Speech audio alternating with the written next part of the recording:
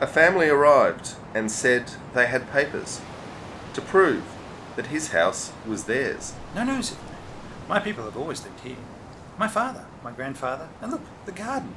My great-grandfather planted that. No, said the family. Look at the documents. There was a stack of them. Where do I start, said the man. No need to read the beginning, they said. Turn to the page marked Promised Land. Are they legal, he said. Who wrote them? God, they said. God wrote them. Look, here come his tanks.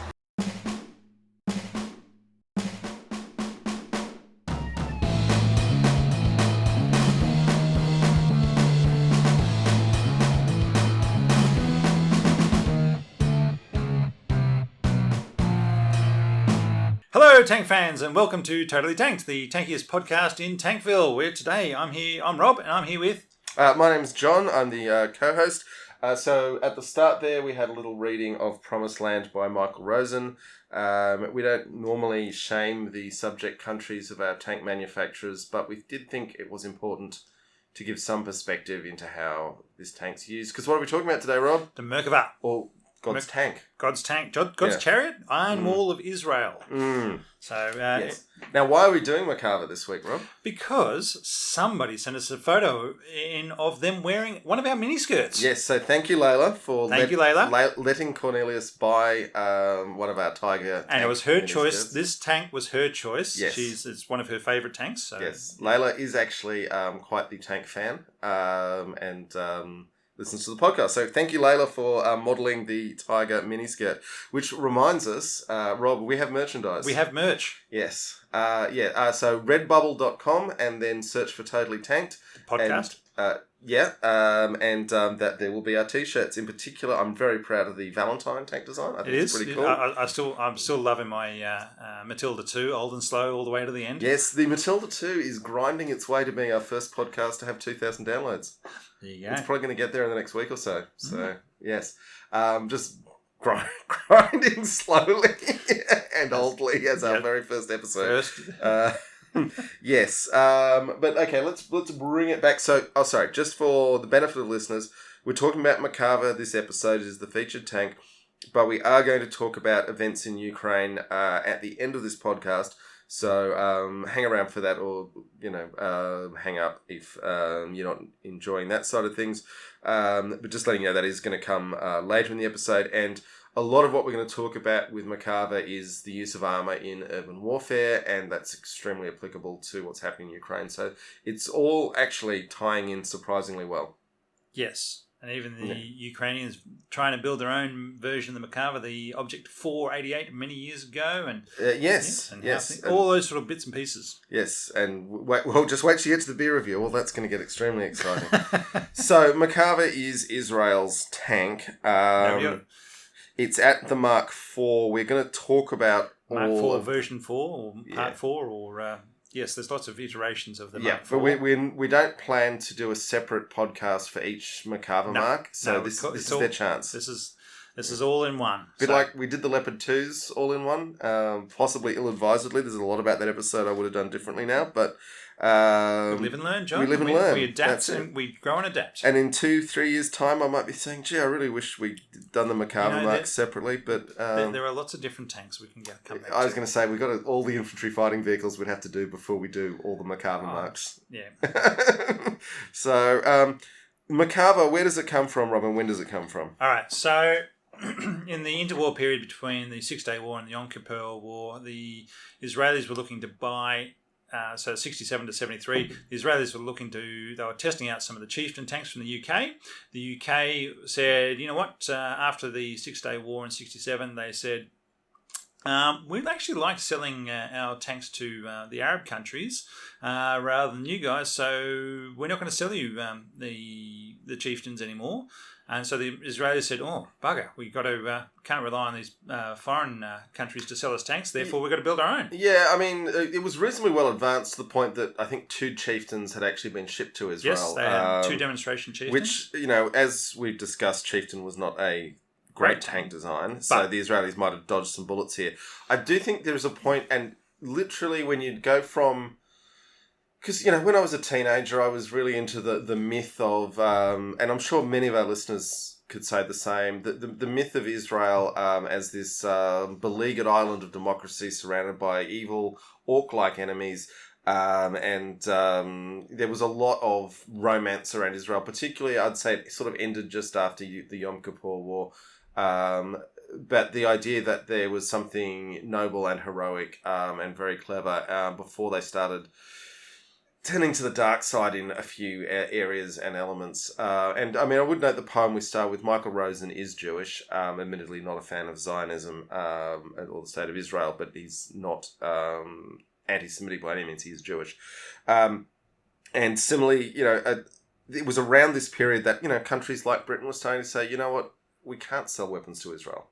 And Israel's like, we must be self-sufficient because these nasty people won't sell us weapons, without the self-evaluation of saying, why are they starting to say they don't want to sell us weapons? Because the Arab countries had lots of oil and lots of money is why. And Britain was really liking the money at that stage. I don't think it's the only reason. That's a big reason. It's a big reason. But if Israel had been wanting to place an order for 600 chieftains... the British would have been very interested in that. Yeah, but there's much more of a market by selling to the Jordanians, the Omanis, the Saudis. Everybody else. Those are hard markets as well, and the British haven't been that successful. So the other parts of it, so they had the two chieftain demonstration tanks, and they had a lot of notes of saying these are how these tanks could be improved. If we were to buy these tanks, these are the improvements we'd want with them. Well, the Israeli Defence Forces had fought an enormous number of armoured engagements, more so than any other country in the world at that point. When the Brits cancelled the sale, the Israelis said, well, you can't have our notes then. We're not sharing our notes on all the modifications. And I bet they bloody wish the Poms wished they'd handed them over, because that was a big list of things of capabilities. So from 71, Israel decided we need our own capability. We're going to build it in country without any external support or involvement, and that's when they said we're going to build it by 1979. They gave the Department of Defense $100 million of whatever time frames money that was, and they brought it in 1978. They brought out the first versions of them, and it was actually only $65 million worth was used in the design. So they actually brought it in on time and under budget. How's that for a development of an MBT? And it's a good MBT, right? The Merkava Mark I came in 1978, first deployed in a useful state in 1979, and that's how they brought it about. And they had a number of considerations that they were trying to bring about, and the first approach was they wanted to make sure that crew survivability was the big thing. So in the Six-Day War, they'd had lost a number of tank crews. And then again in the Yom Kippur War, it was a great number of tank crews were lost, even if the tanks themselves weren't destroyed or were just a mobility kill and come back later. But they lost the crews, and they said, you know what, we can't afford to lose experienced tank crews. Happy to take a mobility kill on a tank and say, yep, we're going to come back later and pick that up, because it's not like anybody else is going to come along and steal it. But we want to keep our crews alive because they are the main benefit to our army. Yeah, obviously the engine mounted in the front is the distinguishing characteristic of Macava, and it's there entirely ostensibly, and we have no reason to disbelieve the Israelis on this, because they want the engine acting as part of the armour to protect the crew. They're willing to sacrifice a mobility kill to keep the crew alive. But it was also because it was designed in this weird little window of tank history where it was obvious to everyone that the steel homogeneous armour was no longer effective against anti-tank missiles, particularly using shape charge warheads. Yep. This was the end of the M60. It was the end of the Chieftain. Abs used that very effectively in the Yom Kippur War. Yeah. So the whole world had said, oh crap, we just having lots of thick steel doesn't protect the tank anymore. It was before composite armour was figured out as a way that could disrupt shape charge jets. And so into this, the Leopard 2, the Leopard 1 used spaced armour and quite minimal armour on the basis that, well, we can't protect, so we'll just keep out small arms. And the Israelis with this said, hang on, if we put the engine there, then that'll stop a penetrator from a shaped charge. Now, since the invention of composite armor, and to some extent the Russians with the use of explosive reactive armor, and then your combinations of explosive reactive and composites, there's now a lot more confidence. Yes, the Russians are having some problems in Ukraine, but we'll get to that much later. That's a 50-year-old tank. That armor can actually keep out shape charge munitions. And when I say shape charge, I mean anything from a rocket propelled grenade to an anti-tank missile. They're all a quite low speed missile that relies on the explosive force of the shape charge to penetrate the tank. So Macava was built in this period with the idea that we'll stick the engine up there. Now most people who were clean sheeting a tank design today wouldn't do that because they'd rather have armor that can actually keep the enemy weapons out than sacrificing their engine to protect the crew. Yeah, and they're also thinking that, okay, if we've got a tank, what are we using the tank for? We're either using it for defence, whereby we want it to keep on moving, and even if it's a damage, we want it to still be capable, versus, or we're on the offensive and we want to keep on advancing into the enemy's area in order to just disrupt their abilities to engage.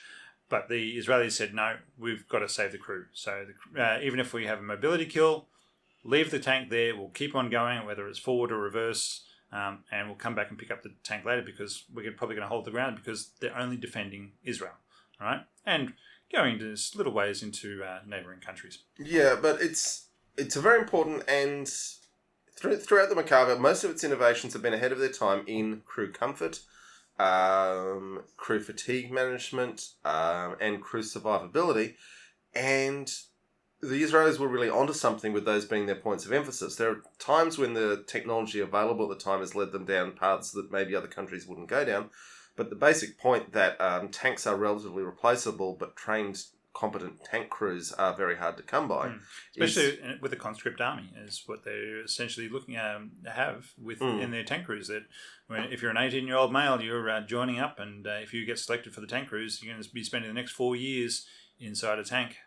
And that's your experience, and then maybe after that you'll be in the reserves. Yeah, I was going to say one thing the Israelis are better at than just about anyone else in the world is their ability to call up reserves in times of crisis. On a Sunday morning, they go in and do their training, and Sunday night they go home again. But unless they're on operations, in which the reserves actually get called up on actual operations plenty of times.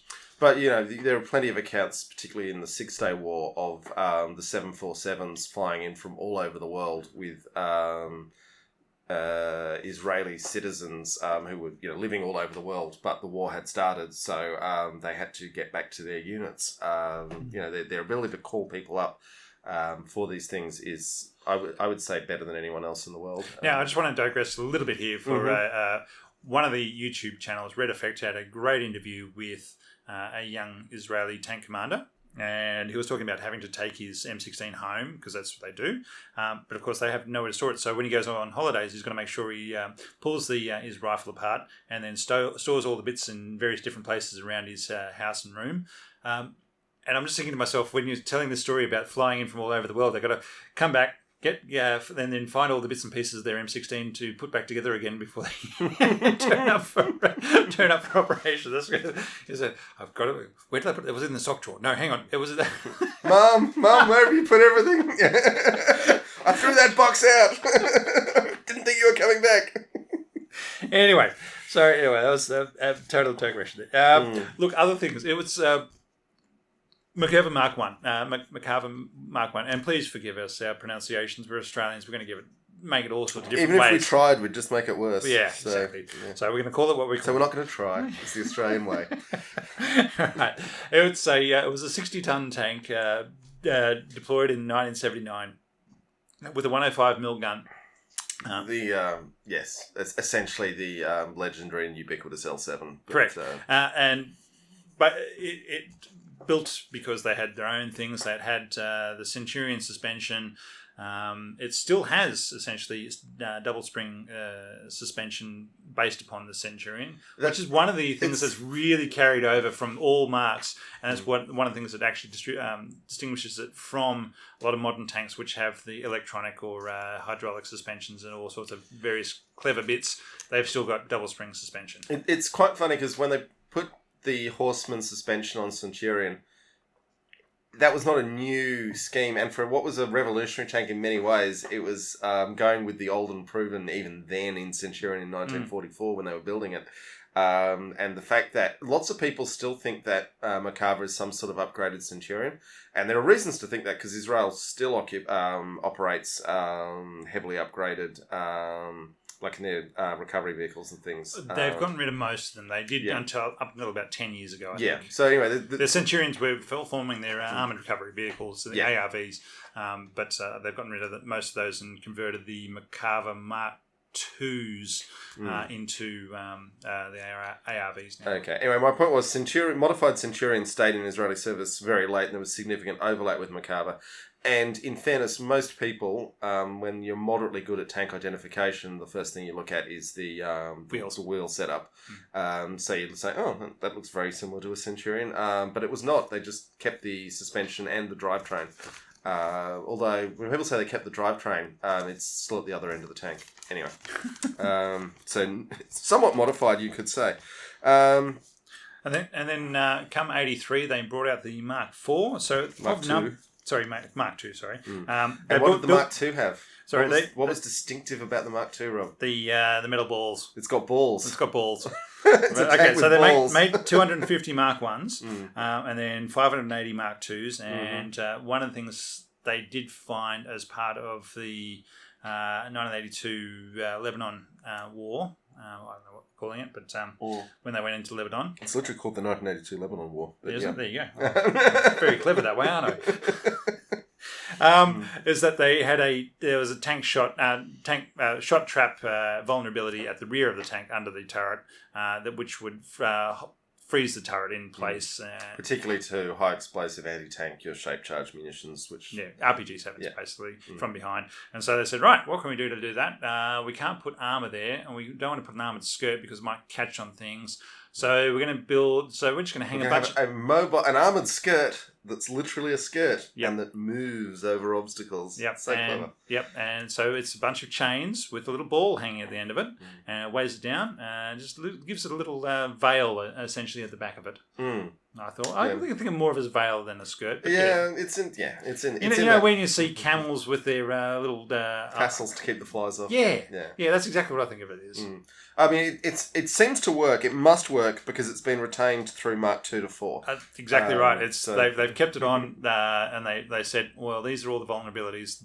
Let's just keep going with this thing. So if your tank doesn't have balls, you should be asking why.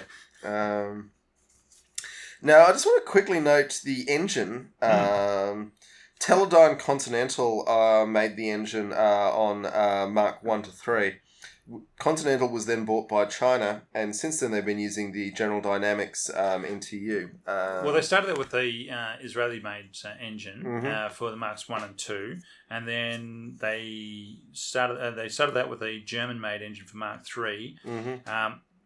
And then they ended up with a US-made engine for the Mark 4. The Mark 4 is the General Dynamics. Yeah. Anyway, my reference here is telling me that it was Teledyne Continental on the first 3 Marks, but it could well have been a local company doing the manufacturing. Continental, of course, famously made was the major maker of engines for the M4 Shermans as well. But there you go. So we've had 580 Mark IIs. They were built from 1983 to 1989. Then we moved up to the Mark IIIs in 1989. They built 780 of those, so the most numerous. The Mark IVs, they started building those in 1999, and they came into service in 2004. They have 360 in service presently, but there's still another 300 to be delivered. But they're... Well, when you've got indigenous manufacturing, you need to just keep rumbling the production line along, don't you? That's the key. And they've got... they've phased out the Mark 1s and Mark 2s from service. The Mark 3s have been pushed into reserve service, and you've just got the Mark 4s now on operations. But the Mark 3s are still around, and they still perform reserve service. And so they can still be deployed on operations when the reservist units go out. So they're still around. Now, just in terms of tank ID, I actually find the Mark 2 and the Mark 4, the turrets quite similar looking with the angles on it, whereas the Mark III was kind of a departure from the series. But the interesting thing is it was the Mark III was when they brought in the the bigger 120mm gun. Yes. And also, the big design change that marks this out as a truly modern tank is with the Mark III, they made the move to it being a steel frame with modular composite armor. And what this means is that you can change out the armor package on your tank relatively quickly and replace damaged bits without needing to replace the entire tank. Whereas tank design in general up until this point had been of, a great big heavy box that if something broke on, the whole thing was kind of broken. Yeah. So with the Mark 1s and Mark 2s, they didn't have access to chopper armor or any of their Western composite armor, so they did have to come up with their own composite armor, which they've then deployed with those, and then they've upgraded them with further armor packages on the Mark 3s and 4s. I do find it kind of interesting that the Israelis still don't appear to have the best laminate armor out there, which is the reason why you keep the engine up the front if you don't have the best composite armor. And yet they're selling the trophy protection system that's basically going on every American tank. You'd think you could do some sort of swapsies there. I'm sure there's a lot of heated negotiation about that. All right.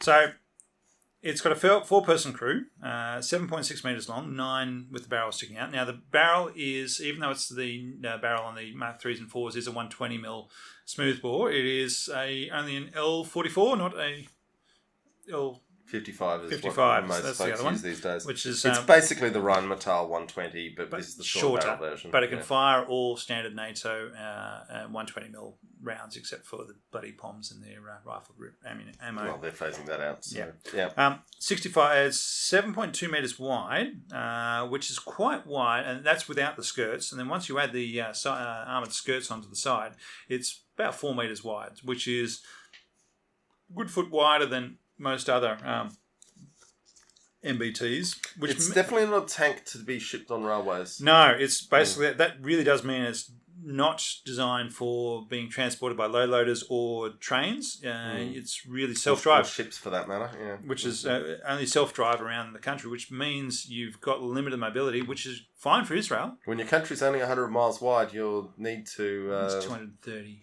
Which bits, yeah. But it's not very far, and so it makes that more useful.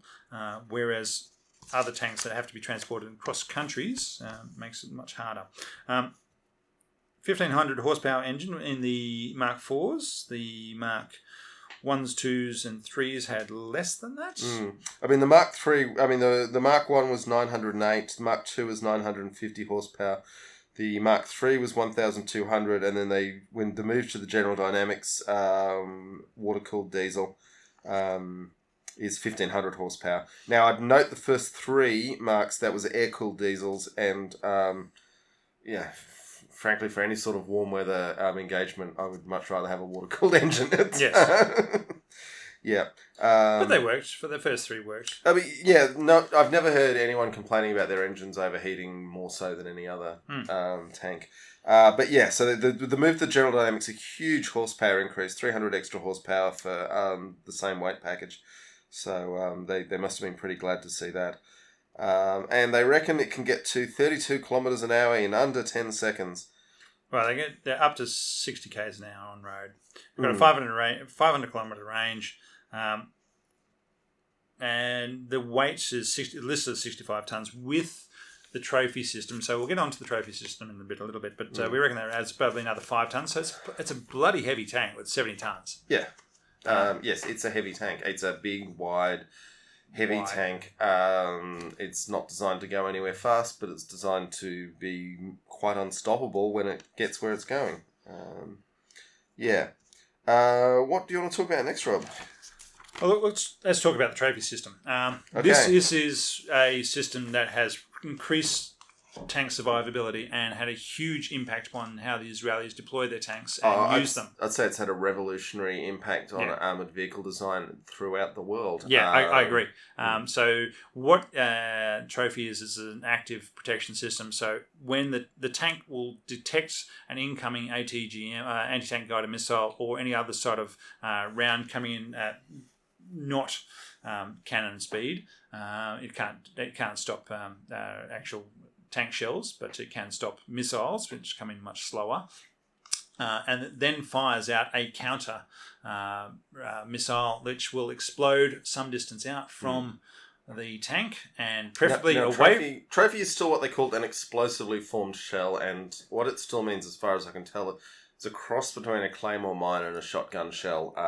In that it fires out 3 balls. From what the diagrams I've seen, it says it fires out 3 balls, and they get to a point, and then they explode, and they trigger any warheads coming in towards it. Yeah, and this then increases the survivability of the tank hugely, because any sort of rounds coming in have to get through that first. In its active use for, I think, the 10 or so years it's been in action. 2014 they started deploying on the Mark IVs. Trophy has never failed to intercept an incoming anti-tank missile. Yeah. And that's astonishing, because normally they call it PK, probability of kill, on these systems on ships. If it's really good, it might be up at 0.8, where 1 is 100%. For the fact that this is operating at a PK of 1 through quite hairy and consistent combat conditions. I was about to say, this is the big thing. Is a lot of other countries talk about what they've done with the tanks and how they're deploying them, and all the advanced technologies they're deploying.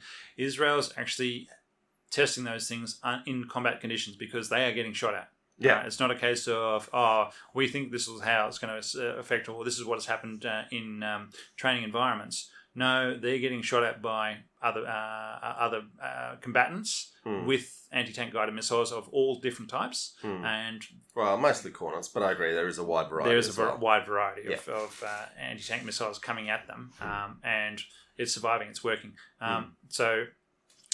One of the comments, again, the young tank commander from Red Effect said it's a force multiplier, because what it allows the tank to be is more offensive, because you're not worried about your own protection. You're not worried about what's coming in at you. You're going on. It's a defensive system, but allows you to be more offensive, because you can achieve your objective faster, because you're not worried about what's around the next corner of the next building or behind the next hill. You're just going to get to your objective and secure that and carry out those tasks. So it's a huge force multiplier in that regard. And that's, as you said, a revolutionary activity of how you deploy tanks. Now, it was said on the first day that Trophy was announced, and it's true today, that, you can defeat this by saturating it, which means firing 5 or 6 anti-tank missiles where you would have fired 1.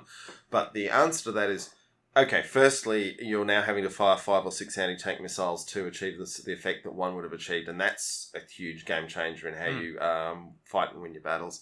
But it's already extremely hard to get an anti-tank missile launcher lined up on a tank without getting killed before it has a chance to fire, and to require you to do that 5 times over before you can actually achieve success is making your life as the defender against this tank multiple times harder, and that's very powerful. And then Trophy is most famously used, obviously, on Macava. The Israelis are also using it on their Namer APCs, which are converted Merkavas. In many ways based on Macava. And then, lots of other countries are having ideas, hey, if we can use this active protection system, why do we even need to lug 40 tons of armour around on our armoured vehicle at all? And that then comes back to, how much do you want to rely on this system? Because because your trophy system doesn't stop tank shells. Yeah, where it really ends up. If somebody else has got a tank, they're going to shoot you, and you don't have your composite armor and proper armor going. No, I don't entirely subscribe to that view. Although, it is still at the moment a 5-ton weight penalty, but I imagine the system will get lighter over time. And 5 tons is not to be sneezed at in the weight of these vehicles either. And there is also, an issue. Well, and a really interesting point with these systems is that they're using these radars to make the system work. That is creating a digital picture of the space around the tank. That can, in the future, be used for more interesting things than firing anti-tank weapons. Yeah, if you've got any sort of heavy artillery or air support, then certainly that's a big game changer. But again, this is for stopping man-portable or person-portable weapon systems rather than big conventional things. Yeah, but I also think that in future, a modification of the system is going to be really important for enabling tanks to deal with drone attacks. Because trophy isn't just on the ground; it is 360 around the tank as well. Yeah. Even though it can't go through the ground, but it does actually protect from top attacks as well. Yeah, but just giving the tank the capacity to sense and engage the space around it. Because remember, it wasn't that long ago, literally in the lifetime of people who operated these vehicles, that operators of tanks looked out at the world through teeny tiny little periscopes and had almost no sense of the world around them. And nowadays we have the Iron Vision heads-up display units. Iron Vision heads-up display unit, which Australians like their iron, don't they? Which basically is a radar system that it's like what fighter pilots use. It then provides a 360-degree view of what is around the tank to the tank commander's heads up on the front of their helmet. So they can see, okay, I'm looking here, this is all the things around me, and they're slowly rolling those out to all the crews. Just think of the pranks that can be performed when the tank commander is completely unable to see what's happening inside the tank. I think they're a little bit more professional than that. Oh, really? You think all these 19-year-old blokes are more professional than that? We'll get to that sort of stuff. Anyway, so they do have that sort of capability of viewing everything around them. So yeah, it is, again, real revolutions coming. I mean, people are saying, is the tank dead because of stuff happening in Ukraine? And the answer is no, but the tank will evolve. The tank has always evolved.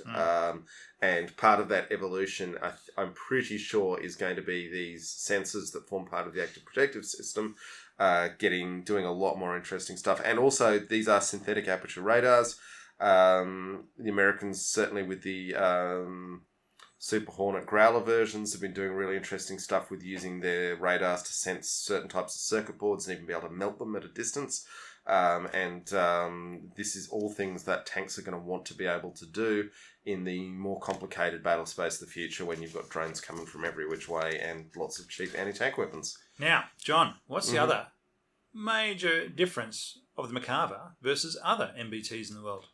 Is it the clamshell door in the back that allows you to carry a squad of infantry? It's got a back door. It's got a back door, It's an infantry fighting vehicle. It's not an infantry fighting vehicle. Lots of people think it is because one day on the parade ground when they first introduced it, they had a bunch of squaddies crammed in like a clown car, and they got them all to come out. And everyone said, "Oh my god, it can carry all these infantry." Only if you take out all the ammunition stowage, which you don't want to do unless you're doing a medivac. Yes. So it does have a back door on it, and the back door is not built for crew ingress and egress. It is actually built for loading the rounds into the tank. So they found that one of the big issues of resupply during the 1973 war, Yom Kippur War, was they ran out of rounds, John, because they were shooting so many Syrian tanks. They kept running out of bloody rounds. They did, and they would retreat back into a lager, and then they'd have to try and lug these rounds up onto the hull and then up into the turret, and then from the turret back into the storage bins inside the Centurion. We've discussed before that generally reloading a tank involves the crew, because for some reason you can't ever trust anyone else to touch their tanks. The crew forming a little human fire bucket brigade. And handing the rounds one to the other and repeating this, 50 times, 60 times, however many rounds they stow. Lifting it up 3 metres up to the top of the turret and then down and 2 lowering metres. it back in and stowing it where it's meant to go. And we discussed the S tank, I think, had a much better system where it could be reloaded from the back. Shove it straight in the back and bang, it's done. The Korean Huntsman self-propelled artillery system literally has a modular thing where a vehicle comes up behind and swaps a module out.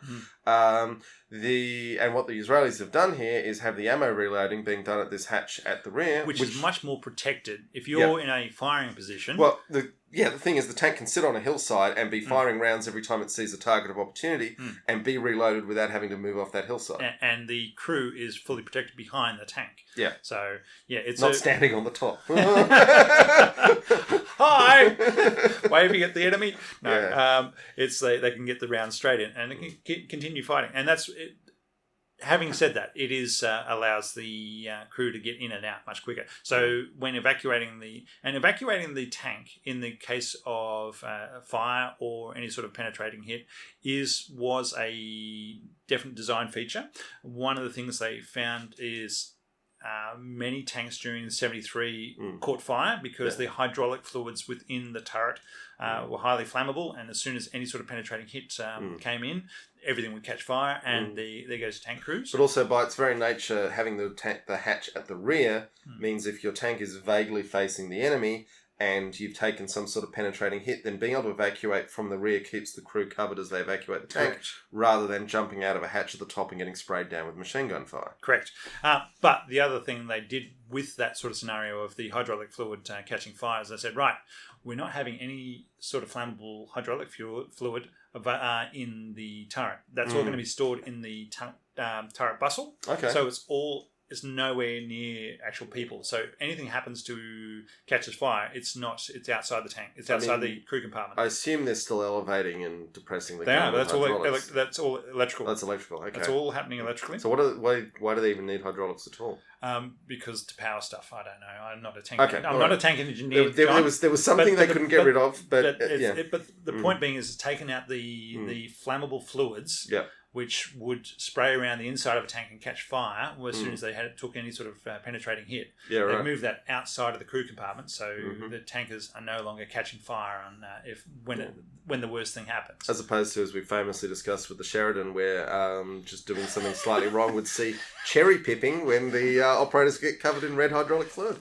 Yes, which is highly flammable. Yeah. So again, an aspect of crew survivability. They can evacuate the tank. They can do it safely. They're not going to be catching fire when they're doing it. All those sort of things are important. But they do have, but because they have this extra, because with the engine at the front, they do have the compartment at the back where they can actually put extra people, which can include injured, evacuating injured soldiers. And each company of tanks does actually come with a tank ambulance, which is a tank ambulance whereby they don't have the extra rounds stored. That's where they store the extra rounds, in that rear tank compartment. And basically, they've only got a lesser number of rounds in the tank for these tank ambulances. But they also have a couple of stretcher bearers and medical team situated in there. So if there is an injury, if there is somebody casualties are taken, they can drive up. They're not an ambulance, so they're not protected under the Geneva Convention or anything like that. They don't have a big red cross painted on the side of it, because it's still a tank. It is still a fully functional tank. It just has fewer rounds in it, and a medical team situated in the back, so they can then throw any injured soldiers in the back. The important issue is that under the protections, I say with inverted commas, of the Geneva Convention, if you were to use an ambulance, a marked ambulance for any sort of warlike activity, that actually constitutes a war crime. So you need to make sure that at the point at which you start putting flashing lights and red crosses on the red stars in this case on the side of your vehicle, it is not in any combat situation at all. Yeah, as I'm saying, this is just a soldier's medic team that's situated inside a tank, and each company has one of these in order to provide medical assistance to the company. Yeah, and look, that's. Good idea. One tank out of however many. I haven't actually looked at their organisation. Just keep moving. Doesn't matter. No. I mean, a company is normally a group of platoons. So I mean, we're talking about like 1 in 20 sort of numbers, I guess. Okay, Rob. I think we need to take a little break. Yes, get more beer, and we'll come back and talk about the combat history, I think. Yes.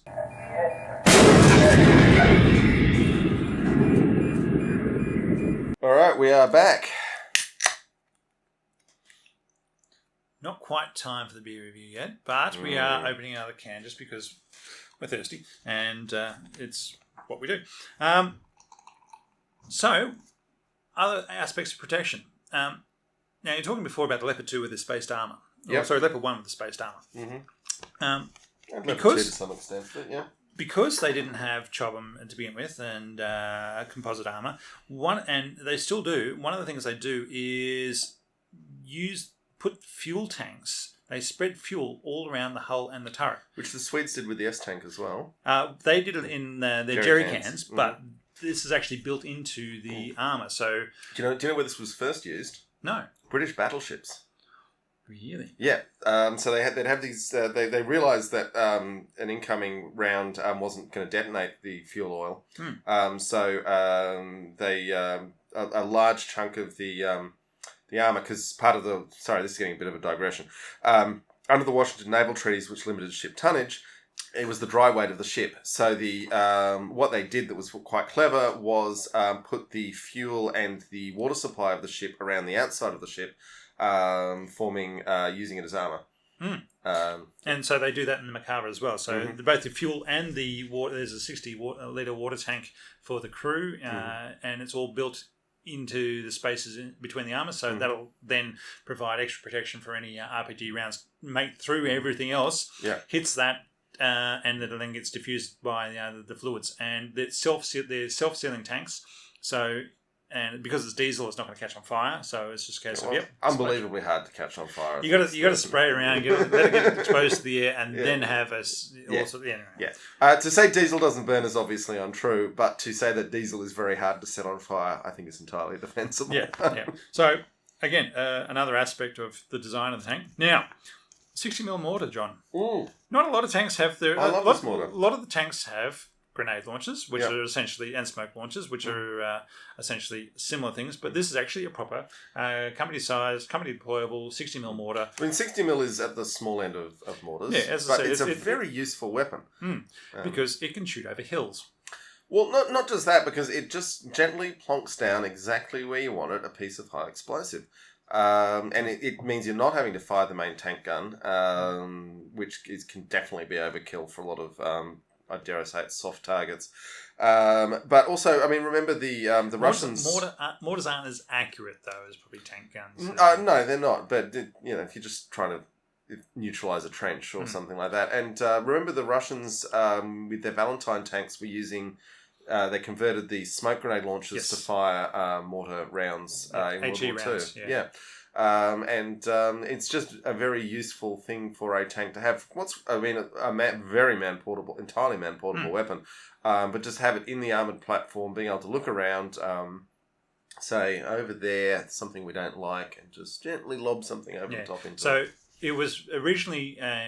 placed upon the tank, in the Mark 1. On the Mark 1, and as a semi-external mortar. And what they wanted to be able to do is they were more worried about anti-tank teams that were hiding behind a hill that they might be driving past. And so what the idea of it was is that they would drive up and say, okay, there is a likely spot for an anti-tank team to be hiding, and they're just going to drop a few mortar shells into that spot because they can't shoot. Good old reconnaissance by artillery.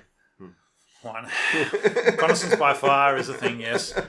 Not good in populated areas, no, but it was designed for the from, as I said, in the interwar period of 67 to 73. That was part of that thing. We need to be able to take out anti-tank teams,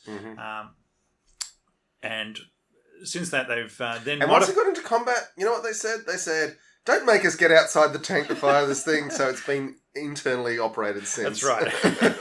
So the Mark IIs have brought the mortar in, and it's inside the tank. Because if you're hiding in a thicket of bushes with your anti-tank weapon, waiting for the tank to rumble within range of you, and they stop, and then someone pops the hatch and gets out to fire the mortar, probably at you, you're going to shoot something at them.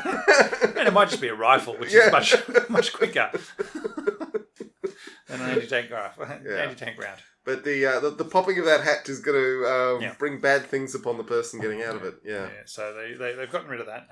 But it's a good innovative design. It doesn't. I haven't heard of anybody else using that sort of. I guess you could argue that the new Korean top attack munitions trying to replicate the functionality a bit, but that's a very expensive piece of kit, which absolutely. Whereas a 60mm mortar has been around for a long time. But the thing that is underestimated with the 60mm mortar, even in modern infantry use, is that not only is it an extremely versatile and man-portable weapon, and just being able to fire illumination shells is incredibly useful depending on your night fighting doctrine, or smoke, is simply that the rounds are extremely cheap. So you can afford to train with it a lot and actually get really good at it. Yeah, that's really good point. And having a weapon that's extremely complicated to use and extremely expensive, and that you can only have, if every soldier... You're allowed to fire it once a year. Yeah, you're allowed to fire it once a year. If you're lucky, means you can't get good with it. Yeah. Whereas any tool that you can use all the time, you can do crazy stuff with that no one would even think was possible at the design stage. Just because you're able to say, hey, what if I try this thing? But if you're only allowed to fire it once a year, you're never going to try all those other things. So I'm a big fan of mortars, mostly because they're pretty much the only weapon aside from small arms that people are allowed to train with on a regular basis because they're cheap. Yeah. Does have a tank phone, John. Don't worry. Excellent. Yep, Good. No, it was Mark 1s didn't, but from the Mark 2s, they brought them in and said, you know what, operating in these environments, we need a tank phone. I would say we're talking a few times here, like the reloading and some extent with the mortar, the idea of parking this tank on a hilltop and dominating the landscape with it. That's not good tank use doctrine. That's something you fall into the habit of when you're fighting less capable opponents. But that's frankly a lot of Macava's combat history is fighting less capable opponents. So I guess you fall into what works. Well, yeah, and there's some reasons for that. What else we got? Designed for deserts, urban and valley terrain, and they even have special tracks on the tank to deal with Israel's basalt rocks. So they are more capable within going across country and along the valleys and so forth. Yeah, I reckon they really got sick of Centurions being designed for Northern Europe at some point in their extensive use of the Centurion. Does have air conditioning. Look, air conditioning. We've mentioned this a bit before, but people laugh at the idea of crew comfort being important. But you ask someone to operate a piece of machinery continuously for 72 hours, and comfort is going to make them much more capable. Now, speaking of which, because they have the expanded crew compartment in the back of the tank. It's not big. I guess you could go and lie down flat if you needed to. You can. And the thing is, one of the situations that can happen with this tank is they get deployed and they for 5 days and they stay buttoned up for 5 days. Yeah. And so your tank crew, all 4 of you, are living inside this tank for 5 days. They do have deployable toilets. But you don't get out of unless and you're on operations in basically insurgent territory. Yeah, I don't mind crapping in a bag. I'm not sure I need a toilet. I guess it's a nice to have if you got room for it. But somewhere hygiene it makes it. Crapping in a bag is reasonably hygienic. You just throw it out a hatch. But just being able to, particularly if you're again doing this sitting on a hilltop thing. This is sitting inside a village that's surrounded by hostiles. Yeah. But it's just people who don't want you there. Just the idea that you can cycle the crew through with one person getting their head down and the rest of the crew covering the essentials while they're waiting for the next thing to happen. Because as I think most people who listen to this podcast know, waiting around for something to happen is a very significant part of fighting. Yeah. Learning to deal with the suck is the term that the young Israeli tank commander explained it as. The suck? The suck, which is being dirty, smelly, tired, hungry, everything. The suck. Yeah, right. And basically being 5 days in a hostile environment, buttoned up inside a tank. Israeli tank crews are also famous for calling for pizza while on deployment in foreign countries and expecting the pizza delivery guys to cross the border and make their way out to the tank. So, now look, that might have only happened once, but it definitely ended legend. Also, it must have been someone's cousin to be, we'll cross the border and bring you. Now, having said all that, it still has external machine guns. Still has a couple of... bristling with the things. It has two it can be fitted with 2 Mag 58s on the outside. It also has a 50 cal, not coax, but mounted above the barrel, above the main barrel. So it basically, they move that. I think it's remote control, but I can't. Or was it? I can't remember. It's remote control. So, Rob, Mag 58. That's a Fabrique Nationale, the Belgian company. Yeah, it's a 7.62. Oh, okay. So it's basically just It's a heavy machine gun. Sorry, medium machine gun. It's basically an assault rifle round, though. Yes, but it's a long 7.62. Yeah. So okay. Yeah. It's your essential vehicle mounted medium machine gun that you mount on anything. Yeah. Fair enough. Yeah. Fabrique National, yes. FN Mag. But I can't remember if the 50 cal is remote operated or it is remote operated, whether it's can to be pointed at anything that the barrel is not pointed at, remote controlled, whether or not. Couldn't find that. I also couldn't find any elevation depression angles on the main barrel. I think you find those are quite closely held. Possibly. But why aren't they telling them? What have they got to hide? If I was the Israelis, I wouldn't be telling every military blogger in the world exactly what the depression and elevation capability of the tank was. Why not? Now, one of the other things that... But I would say there's a fair cutout around the gun. And particularly the Israelis, more than anyone in the world, discovered with Centurion just the enormous value of having high elevation and depression versus the Russian tanks that look oh so sexy, but their guns can't actually go up and down. Yeah. So they can only fight on the flats. Yeah, I'm pretty sure the Macava's got some pretty. I'm guessing that's probably one of the reasons why they've got the short barreled 120 is that it can go probably depress and elevate further. Yeah. Although there are beautiful pictures of Macavas that have fallen over cliffs and have those things got happen. Stuck head first. They happen to every tank operator. Yeah, because as we've mentioned, 19-year-old men.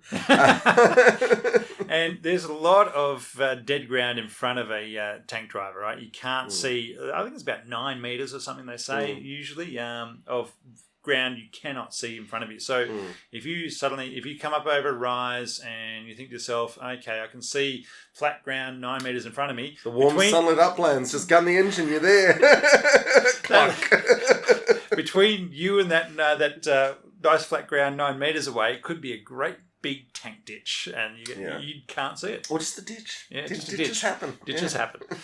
Especially around farming places. But anyway, I think one thing to possibly mention is amongst the Macava myths is that the front-mounted engine messes up infrared imagery, and there is absolutely no record whatsoever of anyone ever encountering any problems with that. Again, I'll go back to our tank commander here.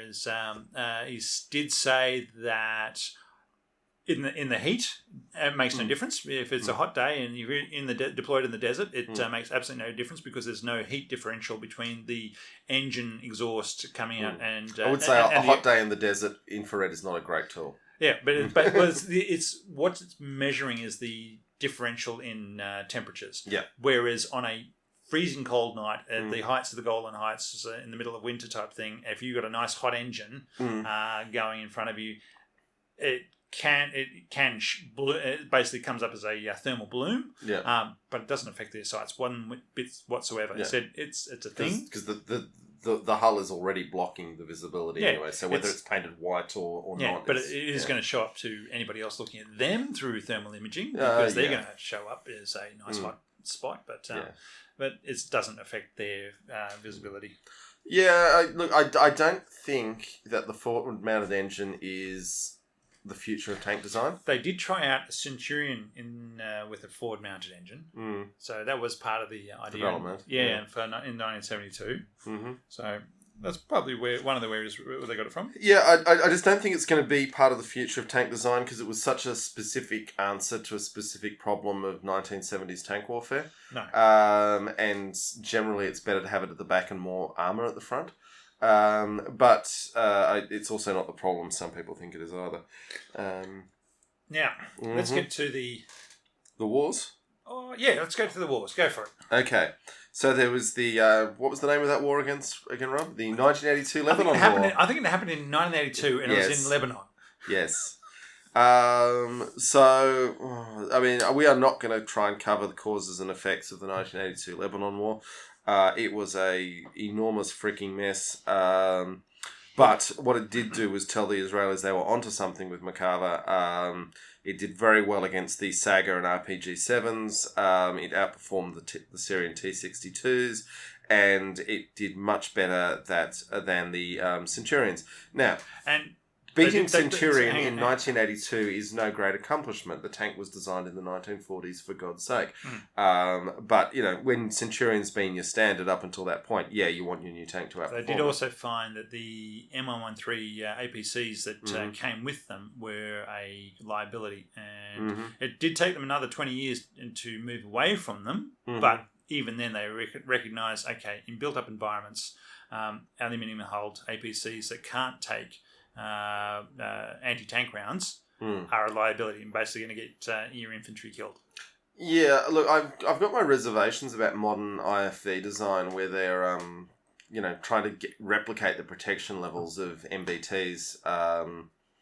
And I totally understand the reasons for that. You don't want your infantry squads getting wiped out, but they're also making for enormous vehicles with enormous logistics needs, and getting out of the vehicle before you get within sight of the enemy has always been part of dismounted infantry tactics. So that's going to be an interesting one to see how the future goes. Once you get out of the vehicle, you're not really worried about anti-tank rounds. You're worried about machine gun rounds, yes, but you can hide from those. Whereas anti-tank rounds going into your APC is it's a death trap. Yeah, for 10 of you rather than one. Yep. And the next major conflict for Macava... In 82, they also found... realistically, this tank was built for fighting major wars. The first tank design of the Macava was for building major wars for the defence of Israel. And suddenly in 82, after the Camp David Accords in 77, basically they've moved away from the idea of major battles between Egypt, Jordan, Syria, Lebanon, and everybody else, all the Arab nations wanting to wipe out Israel. Yeah. And so the warfare mode has changed from mass conflict of what had happened in 67 and 73. The threat of all the nations surrounding Israel invading with armoured columns largely went away. And here's something that's going to blow a few minds. But essentially what happened in the period 77 to 79 was that Israel was inducted into the Sunni Muslim bloc, which includes Saudi Arabia, which essentially includes the United States, and which also includes countries like Australia. For all that, we don't pay attention to the fact we're part of this bloc in Middle Eastern affairs, and with Saudi Arabia essentially now being on the same side as Israel, although they will never publicly admit it. In the last few years, they've been kind of getting closer to admitting it, but they still don't have Israel on maps. Yeah. If you look at a Saudi map, there is no Israel. But in terms of the functional realpolitik, Israel was fully integrated into the Sunni bloc, to the absolute extent that in the Syrian war recently, Islamic State fighters were being brought across the border and treated in Israeli hospitals. They are deeply integrated into the realpolitik while they both pretend they call each other infidels. Anyway, so that's I think some important context for what happened. But you're right, the time frame, it was that 77 to 79 period when the threat of the existential threat to Israel disappeared, but they were still surrounded with these refugee camps that have been there for now many decades, and since then many decades more, of Palestinians who had been driven off their land. And also, and let's be entirely fair here, the Islamic world refusing to let those refugees be settled in their countries and saying, no, we're going to when they did settle in, they then fomented their own revolts in those countries, like in Jordan.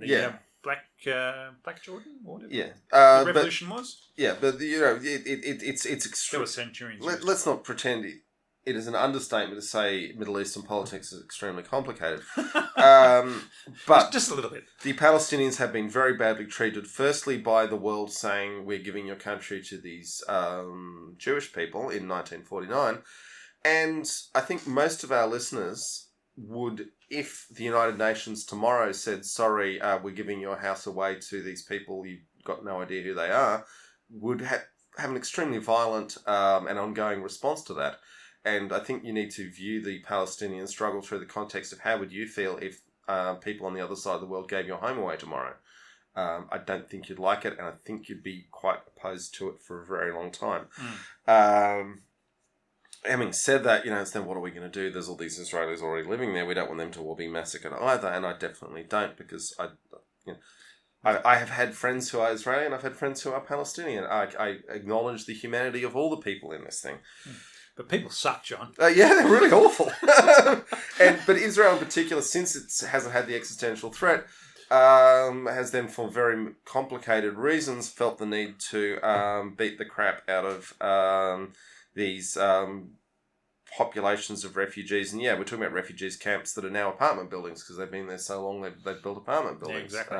They want to get on with life. They want to get on with life, but they're not allowed to work, or they're limited. And the hostage situation of Gaza. It's anyway deeply distressing, and not that well. It is tank related because they keep sending the tanks in. But correct, which is where I was getting. So the Macava was first designed for major conflict. However, its actual role since 1982 and what war was it again?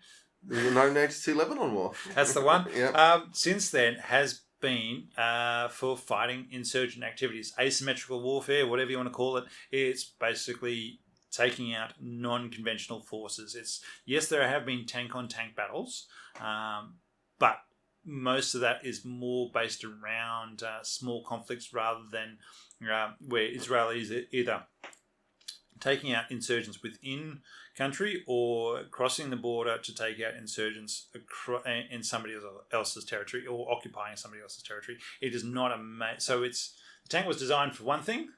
It's being used and deployed for another purpose. And guess what?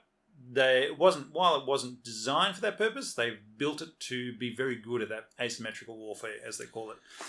And when I say asymmetrical warfare, I mean driving into a village of Palestinians and suppressing the area by saying, you can't hurt us, and if we see anybody doing anything bad around here, we're going to blow up something. Yeah. That's force projection, and it's very effective. It is. Moving forward in the combat history onto exactly what you were talking about, the Second Intifada in 2002, a tiny number, maybe 3, possibly 4 Macavas were destroyed.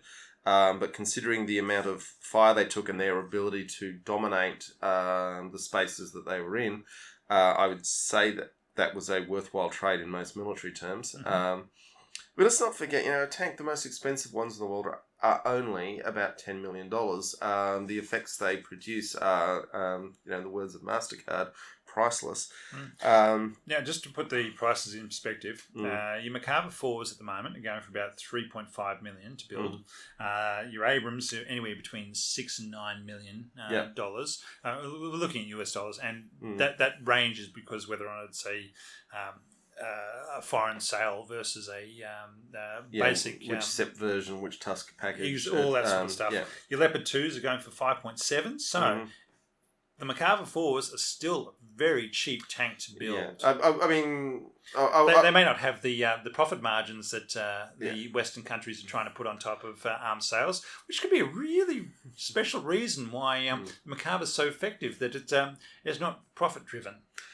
I would say that's exactly why the Macava is that price, is because the companies that are doing the work on it are probably getting a lot of contracts in other areas on the basis of their work there, but also that no one can actually tell you what the sticker price of a tank is, because every tank sale comes with different packages of technology transfers, simulators, training in country.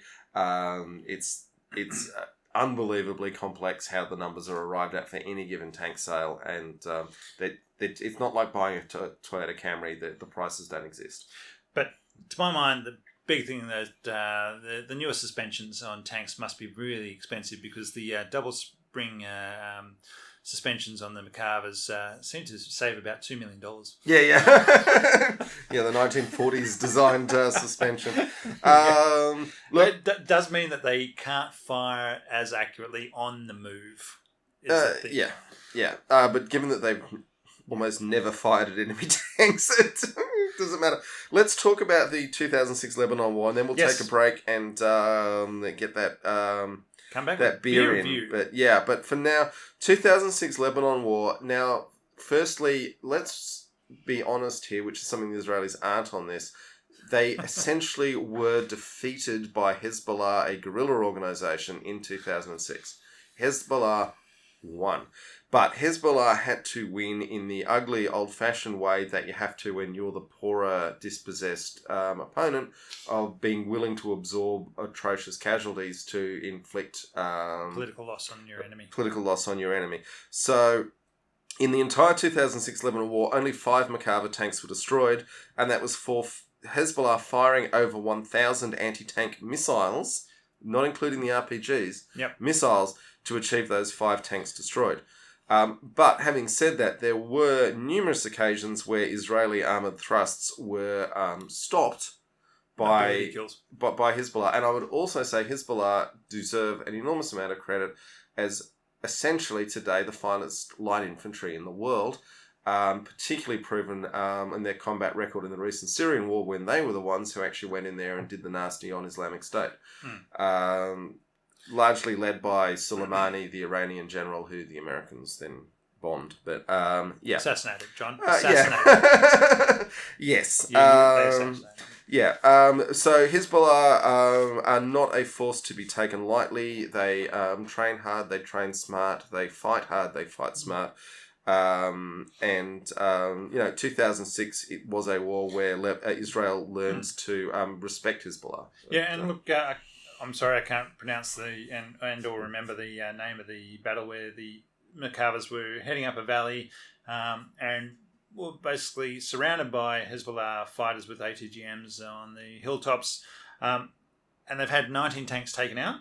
So they've knocked out 19 tanks, so it's all mobility kills. Mm-hmm. Only 2 of them were destroyed. However, only 1 tanker was killed in that attack. And as you say, there was lots of anti-tank. I think there were 100 missiles fired. And for those mobility kills, it did stop the advance. Basically, they had to go away and come back another day. But that was also from watching the Chieftains video about mentioning it the other day as saying, it was a failure of other combined arms of the Israeli military, saying they didn't have their artillery firing on those positions. The artillery refused to fire because they couldn't be sure they wouldn't be firing on Israeli infantry. The Israeli infantry, who were supposed to be clearing out those high points in the valley to make sure there were no anti-tank teams there and hadn't actually gotten to the right spots. So the artillery went firing on the anti-tank missile teams because they were worried about the infantry who hadn't gone to the right places. Yeah. So and also it was my favourite bit: the 25 Israeli tanks, all of which forgot to hit their smoke dispensers. Now, I think that goes back to your point about only being able to train with certain bits of equipment once a year, and that's a case of we've got this stuff, and we're not allowed to play that. Fire those things because we're only allowed to fire smoke once a year. Yeah, and so that's all I can assume. They lost the instinct. Yeah, they lost the instinct of pop smoke and get the hell out of there type thing. I guess popping smoke does reduce your own visibility and ability to take. But the smoke dispensers, they fire into the distance and drop smoke. I mean, the Macava also has 50 meters in front of you. Yeah, the Macava also has a inbuilt smoke dispenser that generates smoke off the engine, which a few tanks have. But they didn't fire the smoke grenades. They didn't fire their own smoke, and within the scale of this ambush, the individual tank commanders might have been right not to pop smoke until they were told to. The commander of the force definitely should have told them to pop smoke and withdrawn when they realised the scale of what they were dealing with. The other thing with it is they were the Mark IIIs. They didn't have the trophy system by that stage because it didn't come out until 2014. So, again, there are a lot of interest. But main point was of this massive ambush and 19 mobility kills and of which 2 were actual vehicle kills. Losses, yep. There was still only 1 crew member killed. So lots of people injured. Don't get me wrong, lots of people injured, but only 1 killed. So the others can't come back. So the engineer and design of the Macava as a cruise survivable tank has definitely been proven. I'd say it's in the same category as Challenger for having truly proven itself to keep crews alive under heavy fire. I'd agree with that. With the so proven in combat. All right, so we're going to take a break now and come back with Beer review. beer review. This ain't no grog or ale. 1 pint down, you'll be swinging in the gale. 5 pints, buddy, you'll be shaking in your shoes. Okay, Rob, what have we got here? We have Dangerous Ales Ukrainian Imperial Stout. Now, why have we chosen a Ukrainian beer aside from the ongoing Ukrainian conflict? Because in order to, one, you can't get Israeli beer in Canberra that I can find. No, you definitely can't. But I know they make beer. They do make plenty of beers. They actually have plenty of beer festivals that I started reading about and saying, well, why can't I get any of their beer in Canberra? But anyway, we obviously don't have a big enough Jewish population to sell it. Yeah, exporting beer is a mug's game because transporting liquids is extremely expensive. But that's why you have it licensed to be brewed in somewhere brewed else. in Campbelltown. Yeah, right. Anyway, so we're drinking Dangerous Ales, which is a New South Wales South Coast independent brewery. Mm-hmm. And they have joined in for the Beers for Ukraine initiative, whereby drinkers... Milton! It's brewed in Milton, Rob. That's very close to here. Yeah, that's what I said. South Coast, New South Wales. Yeah, I mean, Milton. Yeah. Home of Rick Stein's restaurant. Yeah, I haven't been there, so I don't know. Yeah. But the point being is that the world's drinkers said, what can we do to help Ukraine's fight against Russia? And their and the answer was, let's drink more beer. Strangely enough. What do the world's beer drinkers do whenever they've got a problem? So they started up an initiative to brew and label beer in support of Ukraine, and whereby they donate money to the Ukrainian. Every can will be donated to $1 from every can will be donated to the UNFPA, whoever that might be. But some United Nations aid body. Yeah. In order to look after the refugees from Ukraine, I'm guessing. But so once they started up, I went looking for those, and there's a bit of a story for this because I'm just going to drag everybody into my home life. Sure. Having bought 2 of these for us the other day, the missus then opened one on Wednesday night unexpectedly, thinking it was something else. And I've gone, but there was only like 3 in the shop, and I've gone back to the shop the next day and they didn't have it, and they'd sold the last one or they'd taken it to their other shop, and so I had to go to another shop, and it was just a tragedy, John, a tragedy. Now, to be fair, Rob, your domestic situation, for the benefit of our listeners, is that it's freaking awesome. Your job is to keep the drinks flowing to your very important person. My domestic situation's awesome. Yeah. All right. But you have to keep the drinks flowing. So the fact that there was the wrong beer in the rack when she pulled out what she wanted, that's on you. Anyway, so we are drinking because normally you would call something this dark and this heavy a Russian Imperial Stout, but you know what? I call it a stout. I'm not sure I'd call it a Riz, but yep. This is a Ukrainian Imperial Stout. Yep. Okay. I think technically with a Riz, a Russian Imperial Stout, it's supposed to be barrel aged for at least a year, which this has definitely not been. No. As the conflict only started in January, so yeah. So obviously, just from the flavour of it, if a stout's been barrel aged, excuse me. If a stout's been barrel aged for a year, you will know about it on the smallest of sips. As stouts go, I mean, it's a 9%er. It is 9%. So sorry, I'm going to take a step back because I know that many of our listeners don't know a lot about beers outside of the lager scene. So stout is the heaviest, blackest beer possible. A Russian Imperial Stout is generally thought to be a heavier and blacker version of that. This is a 9% beer. It is as black as Vladimir Putin's heart. And you actually believe he has one? Well, he hasn't died yet. Although, did you see the latest video of him meeting his general? No. He was hanging onto the table like he was coming down from a molly bender, and his face is all puffed up, which a lot of people think he might have Parkinson's, and that would be a... Which would explain some of the other thoughts about him using steroids, because that would suppress that or help that or something like that. Yep, exactly. And also the fact that his judgment has gone to absolute hell would have a lot to do with it. Anyway, Vladimir. But we have this Ukrainian Imperial Stout. The Ukrainians have never had an empire, so that's problematic as well. But it's a fine stout. It's okay. It's light. It's something for them to aspire to, John. An empire? Yeah, when the victorious Ukrainian hordes sweep east across the Russian steppe. I reckon Belarus is going to be getting nervous around now. They've backed the wrong horse. Unless you're a stout aficionado, which very, very few people are, and they're very boring people with big beards. You've got a short beard these days, don't you? I've got a short beard, but I've never had a real stout drinking beard. I just can't grow it that long. Look, it's very much on the light side of stout. It's not that heavy on the palate. It's obviously 9% alcohol, so it's heavy as a beer. And I might add that Rob and I drank a herbally enhanced beer before we started this, so we're getting a bit silly at this point. But when I say herbs, I'm just talking yarrow and sage. Nothing else, people. Don't go jump into conclusions. John made it himself. I did. Anyway, so everything's getting very exciting now that we still have another hour to talk about and a 9% beer going down us.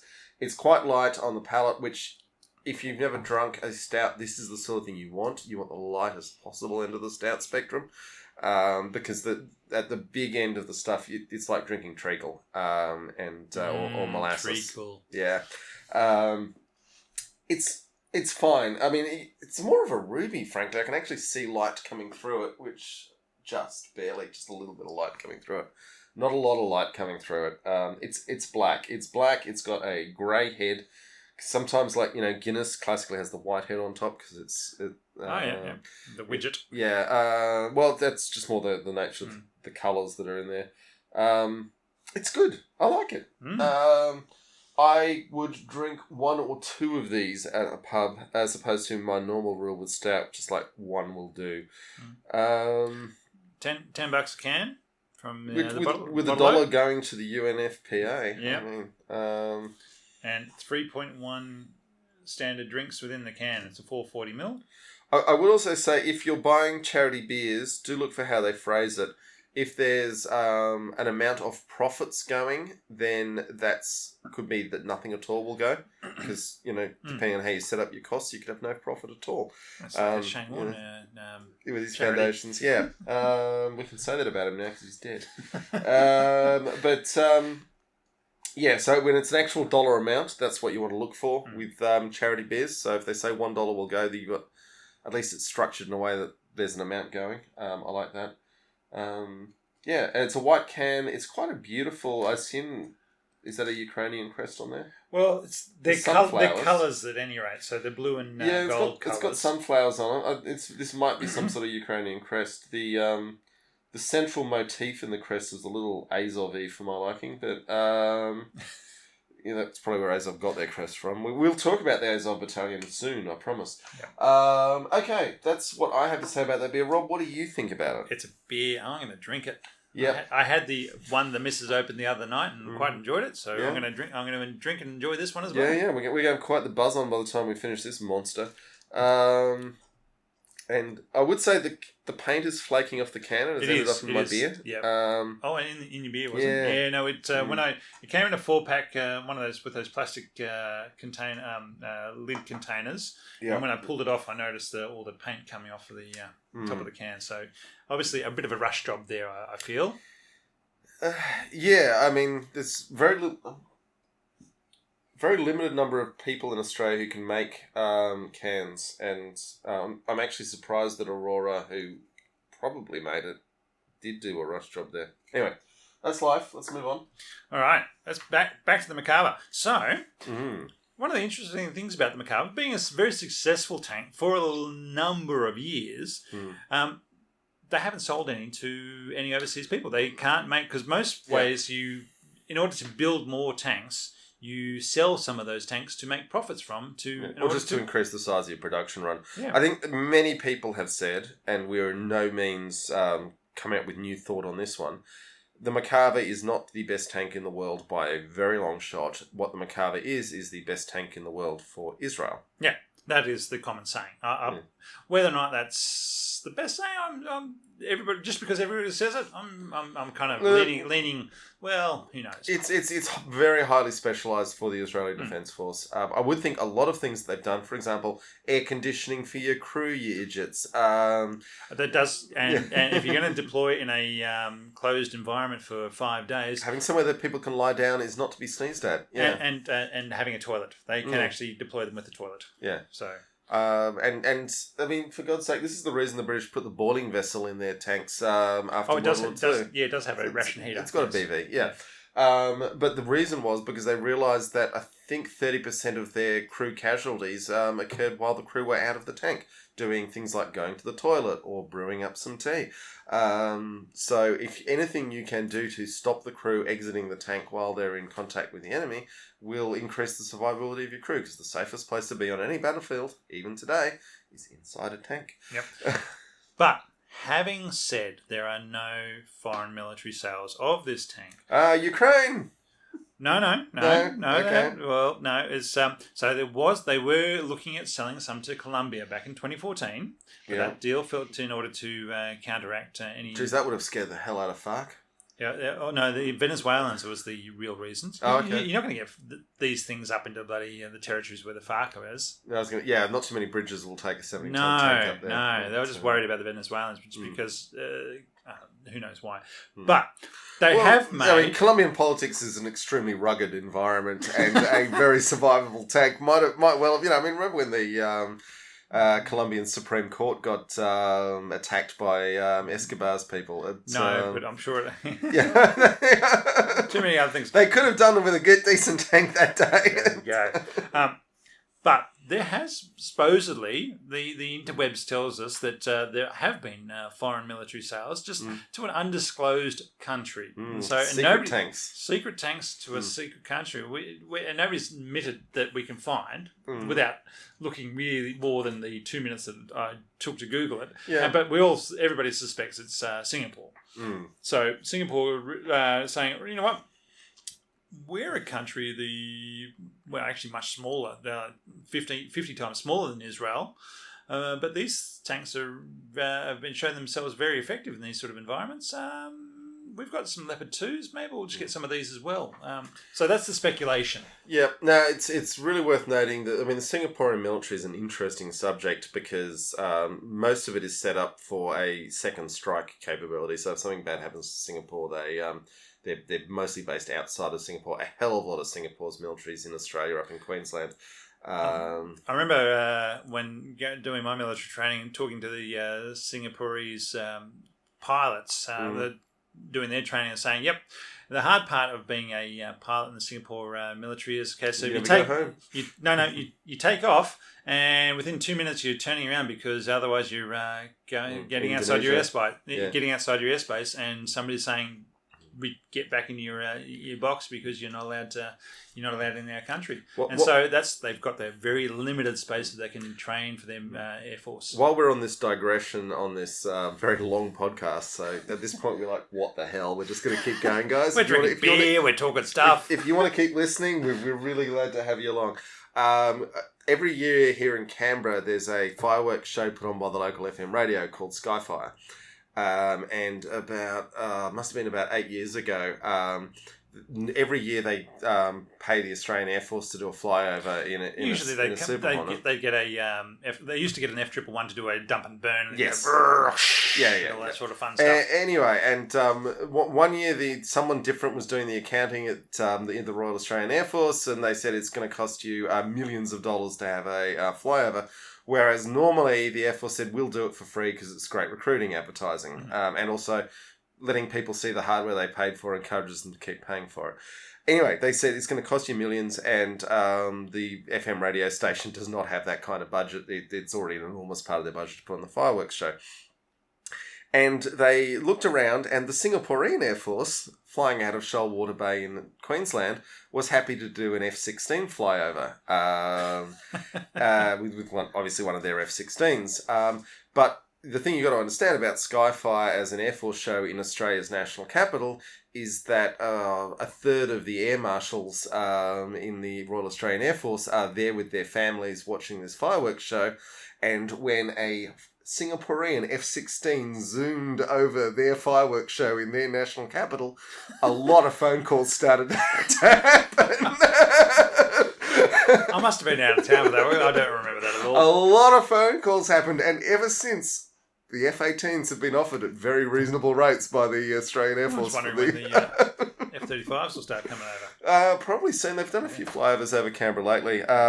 But anyway, the point is that a lot of Singapore's military is actually based in Australia because it has room to operate and train. They're allowed to fly more than 2 minutes off the airfield. Yeah. And I would also say Singapore is a very good friend of Australia, and for a city... That's where all their money from our gas and coal and all their other big industries sits. Yeah, well, there's that. But also for a city-state, they're basically the Venice of this century, with a navy that is probably in the world top 10 for a city-state. It's quite astonishing. Good on you, Singapore.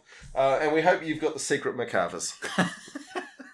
All right, so getting back to the Macavas. Yes. Part of the thing with the foreign sales, because the Macava force are using a US engine built under license, they have to get permission from the US Department of Defense or US Congress to sell it to a third nation. I imagine the Americans are actually quite happy to be building a diesel tank engine just in case they decide that the turbines and the Abrams aren't how they want to go. But the point is that there is a paper trail around there somewhere, and which is somebody who wants to take more than 2 minutes that I did. Yeah, the end user certification is quite a rigorous process. Yeah, of where it's actually going to go to. So, although diesel engines, it could be for tractors, Rob.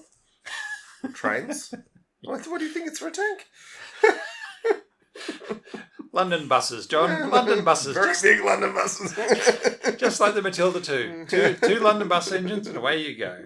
All right, let's get back to the tank itself. Modular armor. So, because one of the aspects of not being able to get Chobham or modern composite armor... Dorchester these days, my friend. But Chester, yes. in Dorchester. Was that the Israelis said, well, our armour, we can't afford to have everything at the highest spec. So what we'll do is go for modular armour, whereby if something does get hit, it's a 5-minute replacement rather than 2 weeks in a shop to fix the tank. So, and that was they showed that with their Centurions and the M60s and they had in the 80s, and with the Macava ones, and so it said the average amount of time taken for repairs went from 2 weeks for the Centurions and the M60s to 2 days for the Macavas. And that's just a huge amount of time saving for any sort of battle damage activities. But I mean, if you try to panel beat an armour plate, that's a hard job. And if you can put patches on, you can weld patches on, but to get at any sort of armour integrity, that's becoming a very big job because you've got to get the patch to exactly the right shape in 3 dimensions before you can start even building it. Whereas nowadays, they unbolt the panel, put the panel on. They've even gone to such a degree of only having 4 nuts on their road wheels rather than 5 or 6 or anything else. So when quicker to change, you're quicker to change because they only need 4. And so it's quicker to change. They've thought about all the steps that, okay, what can we save time on? What can we save replaceability on? Again, going back to the tank commander interview, he was already talking about whilst on operation, the maintenance team came out, had a look at his tank in the dark, but midnight while his dude's out in operation, and said, okay, your tank needs this servicing, this servicing, this servicing. And essentially, during that night, him and his crew have had to get out and do all that servicing to keep his tank to the specification that the maintenance teams have said, this is where you need to be, because this is these are the issues with the tank. And that sort of dedication, not only to maintenance and servicing, but doing it on operations in the middle of the night. You're saying that is part of the suck, I guess. I've got to say, if I were to be a tank crew member, I would much prefer to have the tank returned to a lager and other people work on it overnight while I go and get some You do sleep. that for the faults that need that level of servicing, but for the actual level of the crew servicing that needs to happen, and having somebody come out and saying, well, this is what needs to happen. It is one of the notable features of this tank how much can be done to keep it serviceable in the field and on the front line, as opposed to other tanks that need to be returned to a depot. And that's exactly right. It's a case of it's got to be available on site, or rather, there is no safe spot for it to go to. It's a fighting capability there, and if something had happened for these guys, and which they would have to jump back in their tank and keep on going. But yeah, the modular armor, it makes a great. I would say most modern tanks are moving towards that modular armor. But the other thing with the Israeli version is they've already recognised that, okay, the modular armor we've got today might not be as good as the modular armor we've got tomorrow. And you know what? Being modular, we can swap to that newest, better stuff straight away. There's no, okay, it's got to go back to be redesigned, redeployed, figured out how it's going to fit on and what the incompatibilities are. No, it's a case of, okay, we take out this slab, we put in this slab, done. Yeah. And you now, but there's just a point with this that so many anti-tank weapons today, well, all anti-tank weapons today, rely on quite exotic physics to penetrate tank armor. And if a new thing arrives, you're going to need to reconfigure your armor to counter whatever the hell it's doing. And being able to swap your armor packages in and out is absolutely, it's as important as being able to change your electronic warfare profiles when new weapons enter the field. It's essential in modern tanks. Now, while we've talked a lot about ATGMs and anti-tank rounds and everything else, what we haven't talked about is IEDs, and that is a big... it's basically with roadside bombs, but or under-road bombs. And the when for the Macavas, they have been taken out by IEDs, and I'm talking not small bloody landmines type things. We're talking 100 kilos versus of TNT. I mean, sometimes tons of explosives. Yeah, exactly. So, and even so, the Israelis have developed a V-shaped belly armor of ERA in order to counteract. Oh, that'd be an exciting morning when that goes off underneath you. Not only have you got someone else's ton of high explosive going off, but you find more explosive at it to stop it penetrating. But the point being, your crew's going to survive. Your tank's probably going to be stuffed. Yeah. But your crew's, the point being is your crew's surviving. All right. So where is they've increased the roof armor of the Macava, they've increased the belly armor of the Macava, so it's got all round protection and all that stuff's happening, and they're all building it towards the crew protection. And as I said, you get a mobility kill, but they're still going to be coming out and dragging it off to a safe location and fixing it. Speaking of mobility kills and who comes out and fixes it, the ARVs, the armoured recovery vehicles that... the most important tanks. that come out... We're not joking. We should totally actually spend more time on the ARVs. That's on us. But the recovery vehicles and that capability is the mark of successful tank armies versus losing tank armies. And how you get your tanks back into the battle quicker. And so most ARVs is a driver and a commander, and they go out and they drag the tank back to where it needs to be, and then somebody else comes along and fixes it. With the Israelis, again, it's a modified Macava 2, I want to say, Mark 2. Has a crew of 8 mechanics in it, as well as the commander, commander and the driver. And so when they drag the tank out of whatever mobility kill has occurred, they've got the parts and the people available to try and fix it up and get it back into the battle.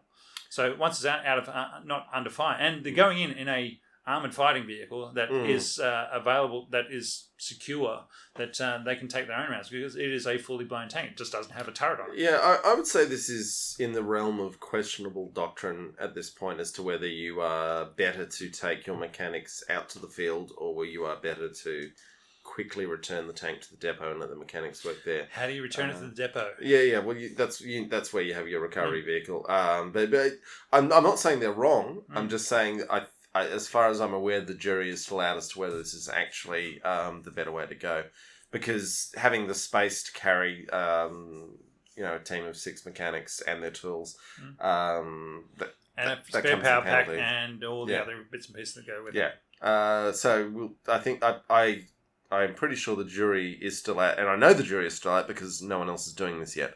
But it's an interesting way to approach it, and that this is where, doctrine's always this weird thing in that it has to work with the available technology, but sometimes it demands new technology or different technology, and it's that technology doctrine dance. And in this case, obviously the technology exists; they can drag the mechanics out to the fight. But whether that's the best place for the mechanics to actually be is as yet undecided by everyone else.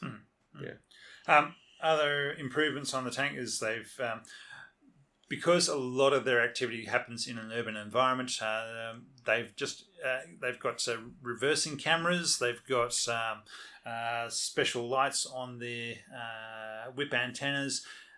There's a lot of antennas on those tanks. A lot of things just to help them drive around a city at night and reverse at night. In case of you come around the corner and say, "Oh, there's a crowd of people. I don't want to run over a bunch of Palestinians tonight." So I'm going to. Whenever they ever said that, Rob. Plenty of times, John. Plenty of times. They've said that plenty of times. Okay. They're not committing what the Russians are doing, but they are some days. Yeah. Some days, most days. All right. So they have to come around and say, "Oh, now we need to reverse back up along this street when there's a lot of rubbish and everything else around there, and I don't want to run over this person's car." Whatever else, and so they have to have that capability of being able to drive what is essentially a 70-ton tank in the dark with the lights off around a city. I mean, on a semi-related note to that, the Palestinian leader in Gaza is a bearded man in a wheelchair, and somehow, despite all of the technology the Israelis have, and despite all the houses they've blown up thinking he's in them, they've never got him. Guys, look for the one without stairs.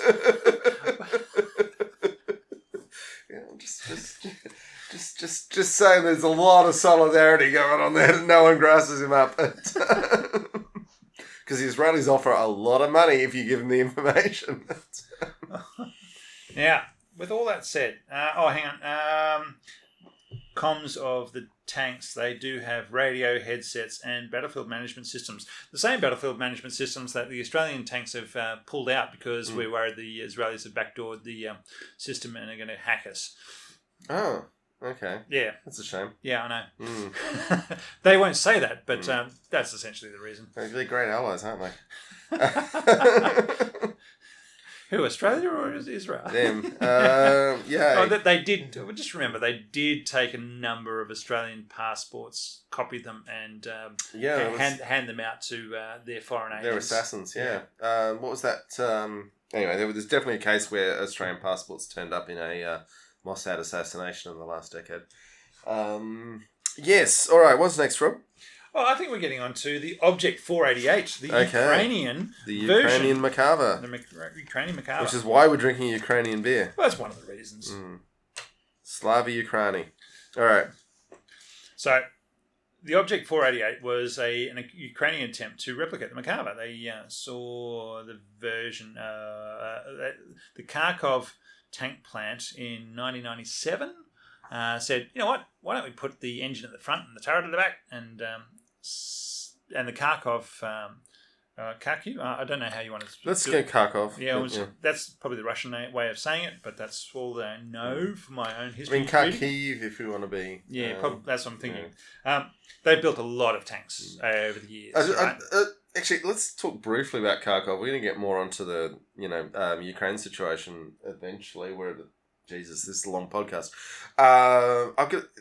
I have so much respect for the poor bastards of Kharkov. They copped just about I'm willing to say more than any other city in World War II, an absolute obliteration, maybe up there with Stalingrad. They are the KV engine that Konstantin Chelpin invented in the Kharkov train factory is still powering the T-90s of the Russian army, with some modifications, I'll grant you. But that city just keeps copying it, and the number of times the Russians tried to overrun it in the current war, and they kept getting into the heart of the city and then finding all the exits closed off behind them and their column getting obliterated. Kharkov's a tough town. I would not want to start a fight there. No. No, it's a... for those who play computer games based around tanks, there will be a lot of maps based around the Kharkov region. Yeah, I remember Battlefield 1942. That was the meat grinder. Yeah. Street to street fighting. Yeah, you don't want to be playing. Anyway, so the Object 488 had a T-84 basis with autoloader and carried 6 infantry. 55 tons, and... it sounds like nowhere near enough armour then, but yeah. But they were mucking around and saying, look, we're going to build a lot of different tanks, and we're going to try this one out, and you know what? It's cost a bit of money, and we don't really have the money for a new production run, so therefore we're not going to go anywhere with it. But the Ukrainians did try out the replicating Macava in 1997. So with the Object 488... it was still going around with the ubiquitous 125mm Russian gun. Which sounds vaguely terrifying. Well, they did show some good video of what I saw on YouTube of how the autoloader worked. And you think of a 125mm gun as being round, being probably about 80 centimetres long type thing. But... it was actually broken into two. And so as the autoloader came up or went down, it would take 2 parts and fold them together. Oh, cool. Yeah. It was actually, I'm not sure how accurate all this stuff was, but it was rather than having one long 80 centimetre round of 125 mils going into the barrel, it was 2 parts that would get folded together by the autoloader, and then they shove those in. So it'd be made it a lot smoother and quicker for and less space consuming of how they put the shells together and how they store them away. Because as we will be discussing very soon, the carousel loader of the T-70 series is at an end point. Yes, having your ammo beneath the crew compartment is the turret is suddenly becoming a less good idea. Yeah. Versus having it in a bustle behind. Yeah. With very strong blast doors. Yeah. Yeah. All right. So, what do we want to do, Have John? we covered all your points there? I think we have. Okay, I think... sorry, there is a gritty surface on top of the Macava in order to prevent... it works as a non-slip surface, as well as being... replicating the desert sandy areas of certain and rocky areas, and so it's non-reflective. Have you ever applied a non-slip surface? Painted on, yes. Yeah, it's beautifully easy because you just chuck some sand on and paint over the top of it. Yeah, or paint and put the sand on. Yeah, paint, sand, paint. That's how you do it. Chip and paint, mate. Chip and paint. That's always the military way is just chip the old rusty paint off, paint more paint on. That will give you a non-slip surface. Yeah. All right, we're going to take a little break, and we will come back and talk about Ukraine for God knows how long. Thank you so much for your patience and coming this far with us, folks.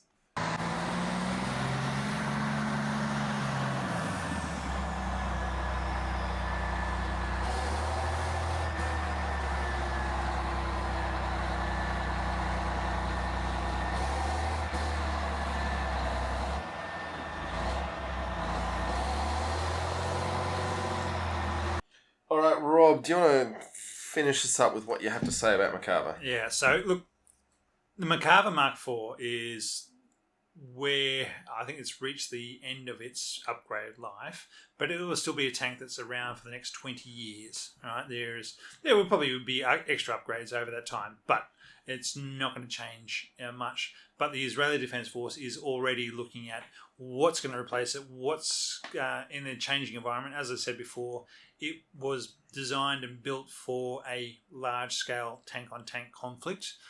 It is now being utilized in a more asymmetrical warfare, village, town, non-combatant type environment where they want to be able to deploy things faster and take out targets more precisely.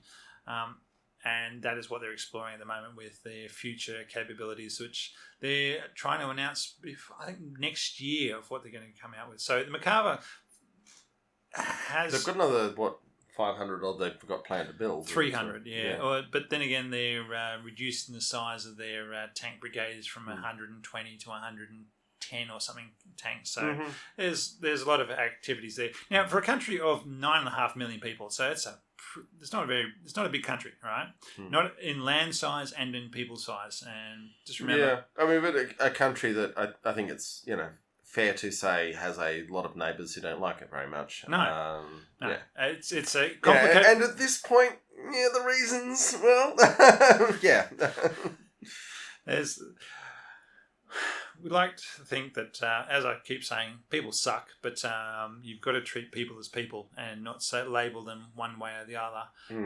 And unfortunately, the Israelis do like to label their neighbours, just like their neighbours like to label them. I would say the Israelis could make an argument about who did it first, but I would also say at this point, I don't care who did it first. Yeah, I was about to say, who wants to stop it first is probably a better question. Yeah, indeed. And we'll see where that ends up. But anyway, it's a good tank and very useful for Israel, and has performed a stellar job and protecting the young men of the Israeli Defense Force as they carry out their activities of going into places they probably don't want to be. Yeah, I think all the world's armies should look more closely at doing what they can to ensure the safety and comfort of their tank crews.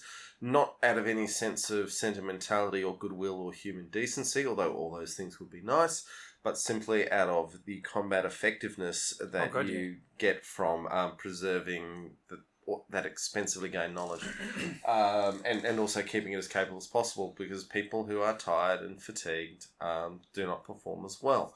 And you don't need to be a bleeding heart to know that. You just need to have been tired and fatigued yourself. And it's blazingly obvious, but apparently we never learn this lesson.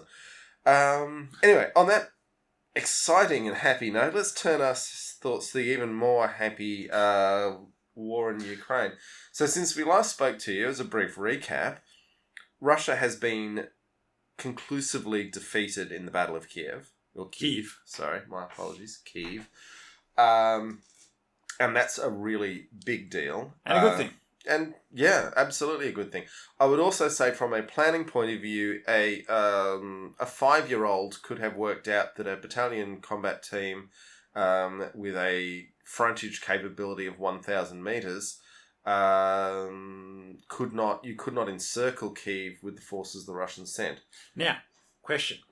If they'd sent some Macava 4s with the trophy system as a combat multiplier, not having to worry about ATGMs, they would have done a lot better. Would they have been able to achieve it?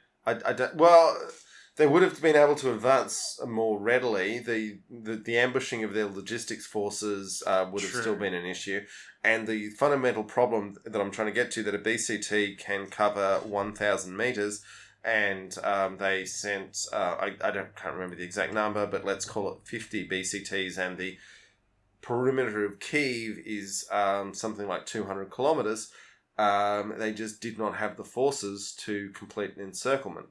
That's where you want the Thunder run straight into the middle of it, which is protected by your trophy systems, and just run straight up the highway and say bugger you all, and just go straight in the middle and take out the Parliament or the presidential building. Whatever. The forces they sent could not do that. No. But I guess the thing that upsets me the most about it was that a very basic post-it note calculation could have told them that what they were doing wasn't going to be possible. But only if you're living in the real world. If you're living in the world of propaganda Russia, that post-it note calculation said you could achieve it. Yeah, or you must, or you won't have a job. No, it's a case of you will. Yeah, Yeah. and there's no denying that that post-note calculation that you just mentioned said you will achieve it. So, but look, I've made myself deeply unpopular at meetings all through my life by doing post-it note calculations and saying, well, actually, what we want to do is going to require 5 times as much expenditure because, anyway, it's doing maths can get you in a lot of trouble. Asking questions can get you in a lot of trouble as well. Doing maths and asking questions, bad combination. But if you want to actually keep your people alive, not start wars you can't win, maybe give it a try. So Battle of Kyiv, Ukrainians have won. Fantastic. No question. Well done, Ukraine. Now we have the Russians trying to move what forces they have left around to the east to fight out of Donetsk and Luhansk and try and claim the Donbass. They're probably going to finish fighting Mariupol. Let's talk briefly about the Azov Battalion. It's not tank related, but it's really important. Let's just remember, it's we're setting an end date for all this. It's May 13th, is it, for the Russian celebration, military celebration day? I don't think you're going to get there. I know, but this is a date that's probably fairly hardwired into the Russian calendar. Yeah, planning calendar. Yeah. So this is so we're not far off from that. I mean, it's basically a bit under 3 weeks. I don't think they'll have finished Mariupol by then. That Steelworks is going to be hard work. I know, but we'll get into that. But what I'm saying is that there's some dates involved here that things are going to happen in the next couple of weeks that are going to be bad for the people involved. But I'm very grateful that we're on the other side of the freaking planet. Yeah. So, Mariupol, Azov Battalion. Now, for those who don't know, the Azov Battalion are the right-wing neo-Nazis that Putin... Straight up Nazis. They draw Sonnenrads on their rifles. Yeah, they're their the ones... logo is a modified swastika. And they are backed by Ukrainian billionaires who have an interest in fascism. They're... I would never invite one into my house for dinner. But I have to have a grudging admiration for the fact those bastards can fight like hell. Yeah, and these are the ones who were training the 80-year-old grannies on how to use a Kalashnikov. Yeah. So there's some public outreach there. Yeah, and also, I mean, you've got to give them credit in the previous war that started in 2014, their defense of the Donetsk airport, even the Russians were writing home that these guys are like Terminators, that they were just impossible to kill. They just kept fighting. And it annoys me intensely because in a fascist versus anti-fascist fight, I am firmly on the anti-fascist side. But I will concede that these weirdos in their weird cause are fighting like absolute hell and holding up the Mariupol Steelworks. Just remember, they're probably from the Mariupol Steelworks, and so it's whatever union formed there has basically gone from being a workers' rights activity to being a men's rights activity, whereby... But I would also say that if I was the Ukrainian government, I would be unbelievably happy watching Azov make its last stand and taking as many Russian lives as possible in the process. As long as it's the last stand. and there is no martyrdom and resurgence of this movement afterwards. There'll be martyrdom. That's the unfortunate reality. Yeah. Anyone who is getting real... all this Ukrainian Foreign Legion of Westerners flooding into Ukraine, they're going to be idolising Azov, unfortunately. But for those who haven't read the articles about what the Azov Steelworks is like, Mariupol Steelworks. Sorry, you're right. Mariupol Steelworks. It's 11 square kilometres of buildings above ground, and with tunnels all underneath, all designed to be nuclear, biological, and chemical proof from attack from above, because it was built by the Soviet Union in times when they said, right, this is one of our key capabilities of being able to produce steel and do stuff. We want it to be nuclear hardened. And so we've got to have it underground. And guess what? It's underground. And now when all the fighting's happening above ground... If you had to choose any point in the world to make a last stand fight, it would be in your top 10. Your nuclear bunkers built by the Russians who knew how to build underground concrete bunkers. Yeah. I mean, the steelworks under a steelworks. Yeah. A steelworks is a great location anyway. It's lots of heavy stuff that isn't going to break. And huge heavy stuff and rail yards and everything else that goes with it, and the buildings and everything. Everything's got to be. You're lifting massive things, right? And anything that you're lifting massive things, you have reinforced walls and girders and everything else, and all that sort of stuff is hard to knock down. And also, if I was drawing the contrary list of places in the world that I wanted to assault that were being held by fanatical supermen... Let's face it, they're probably powered by cocaine and uppers. I was going to say, there's a lot of things going on there, but it wouldn't be what you'd choose to attack. Knowing the Russians, they'll soon start pumping in the nerve gases and to take them all out. That's a big step they haven't gone to yet, and they haven't admitted to it at any rate. Well, if they did, the Ukrainian social media machine is so advanced that we'd know in a heartbeat. Yeah. But literally flooding it with nerve gas would probably be the only way to get the buggers out. Well, I mean, you'd say that they probably don't have those forces deployed yet, is what I'd say. And come the 11th of May, I wouldn't be surprised if they're suddenly deployed. Yeah. Now, in terms of the war in Ukraine in general, a lot of people, some of them who listen to this podcast, some of them who message me, have been talking about what do we hear every 10 years or so, Rob? It's the death of the tank. Oh, the death. Yes, the death of the tank. And they've shown it in time and time again. The drones, the ATGMs, what's your Ukrainian Stugna P. Stugna P. It's not just the N-laws and the javelins. It's the Stugna Ps. We'll hold it. We'll come back to the Stugna Ps. Yeah, but okay. The death of the tank. Okay, so the Ukrainian count as of last week of how many Russian tanks they've destroyed was, I think, 780, something around that. But what do we call a tank, John? Also, what do we call destroyed? Because in anyone, and this is with the best will in the world, you come around a corner and you see a tank. What do? You shoot at it. Do you know if that tank has already been neutralised? No, you don't. So you neutralise the same tank 5 times over. Yeah, and in World War II, it was quite normal in terms of number of tanks claimed to have been killed for both sides to claim about 5 times as many as that actually destroyed, which created some really interesting data sets that were completely bogus as a result. And I don't know the integrity of the Ukrainian count of Russian tanks. I am guessing they are tending to count a little high, because I would. Damn straight. It's for morale, for international prestige, for all sorts of reasons. There's so many benefits to counting high. Yeah. And N+1. Yeah.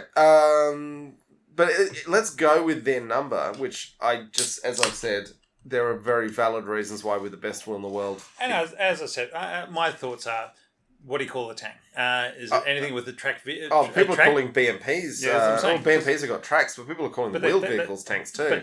They're an armoured vehicle, and they've got tracks, and they've got a 76mm gun on them. Yeah. Therefore, BMPs got bigger than that, I think. But anyway, it depends on the BMP. Yeah. Usually 76mm. Yeah. Anyway, the point is, let's go with a huge grain of salt the Ukrainian number of around 800 Russian tanks destroyed. They've had tens of thousands of anti-tank weapons flooded into the country. They're saying they need resupply of 500 a day. And hang on, after we're approaching 6 weeks in this conflict, they are claiming, and we don't believe them, 800 Russian tanks destroyed. The idea that people saying, a $100,000 missile can destroy a $2 million tank, it's like, well, it's not doing it. I don't think those numbers are right there, John. The $100 million missiles, they're not for $100,000. $100,000 missile.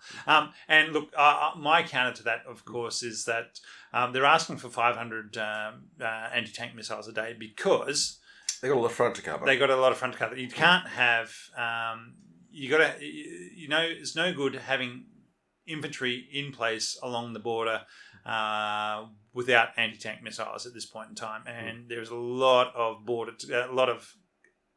from Belarus all the way through to Moldova. That's a long... Don't discount an assault through Transnistria, right? Transnistria, then all the way from the Polish border of Belarus to the Polish border of Transnistria.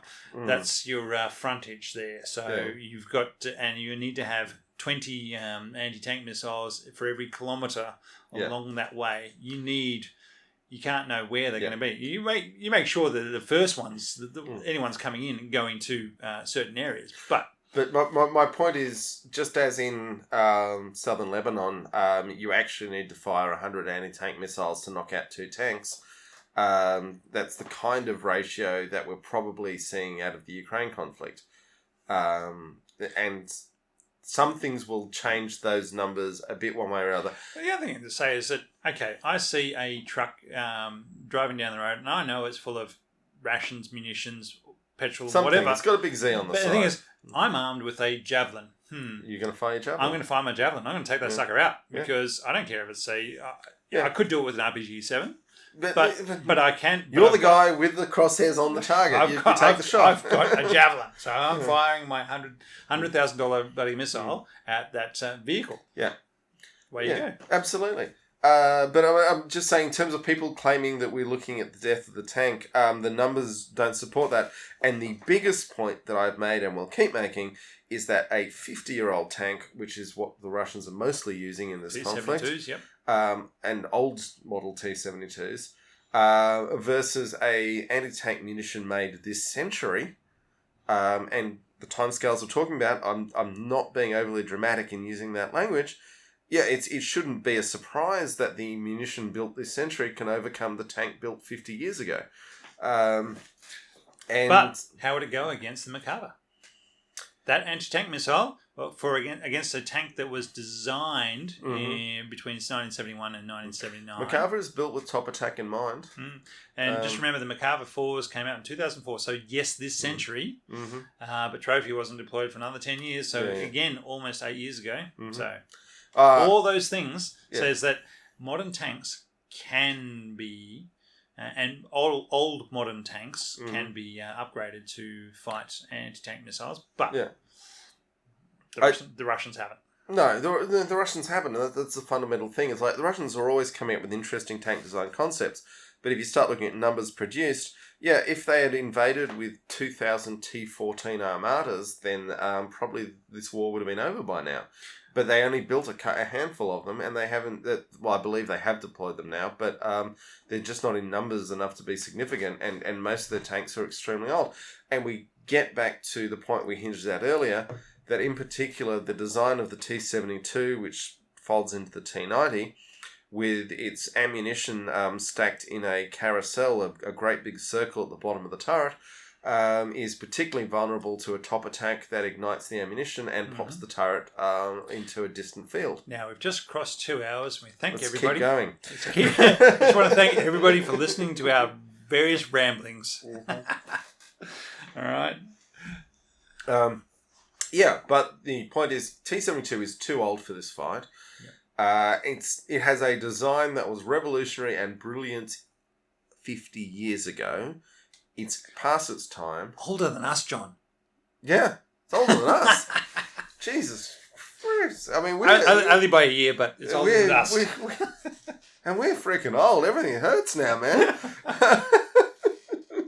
I wouldn't want to get in a fight with an 18-year-old right now. He'd murder me. I just call the cops on him to say, this young man assaulted me. I tried that. Do you know how long it takes him to set up? True. Yeah.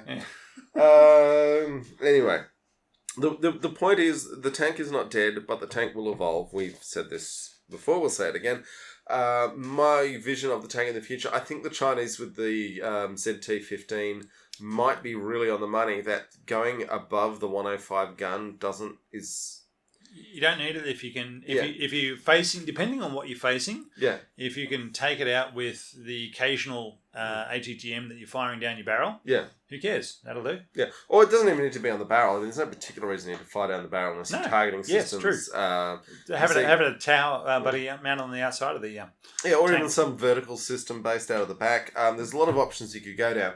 But the point is that the effects being achieved, which is what a tank is all about, it could well be it's not guaranteed. I don't know this for sure, but it could well be that going back to the 105, which seems to be at a sweet spot, might be where to go. And the weight you would save by doing that lets you fit more electronic warfare systems, more sensor packages. Because what aren't we seeing in this war, John? Mm-hmm. Tank on tank.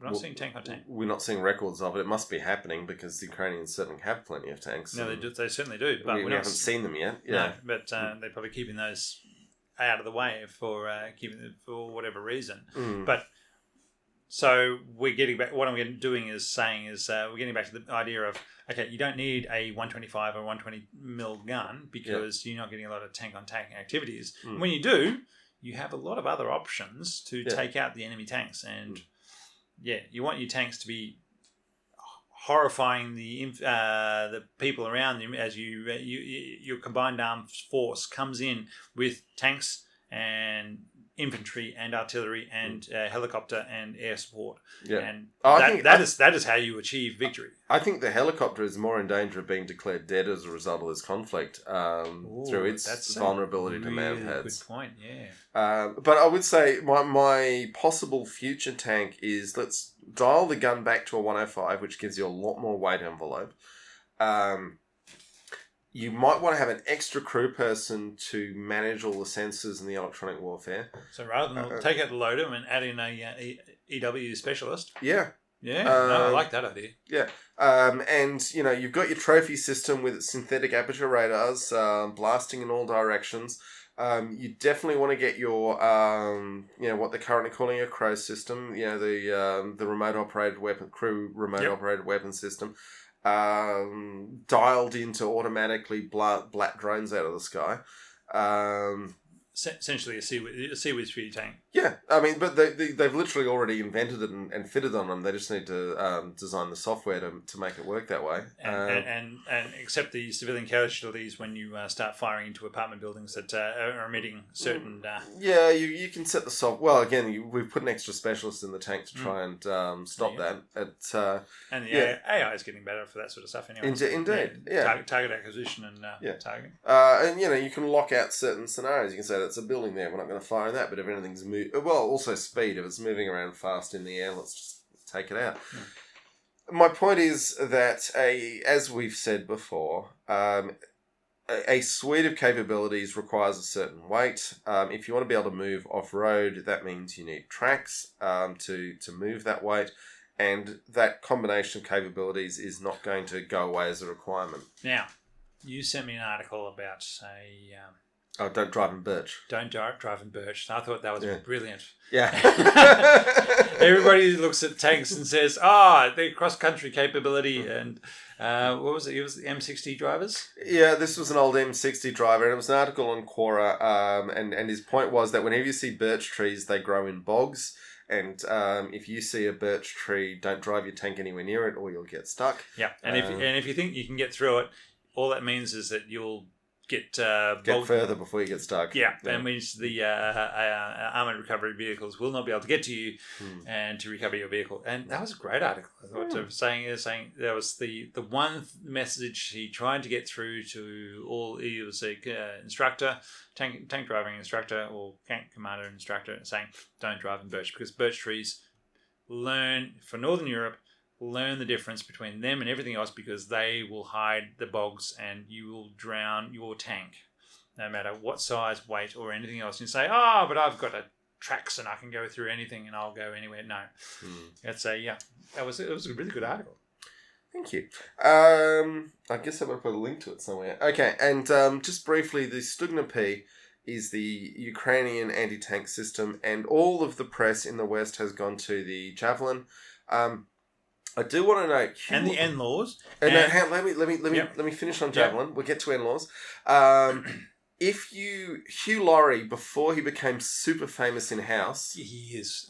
We all want him to finish the next book. Yes, his first book. He wrote a book before he was in house. That was awesome. And if you're a fan Gunrunner.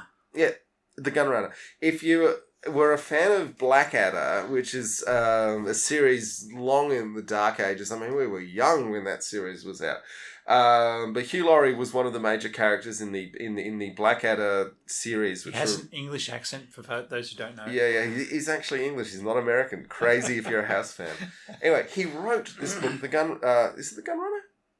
I always think Gun Dealer, Gun Supplier. Anyway, yeah, Gun Runner. Just look up books written by Hugh Laurie. There's only one. It was awesome.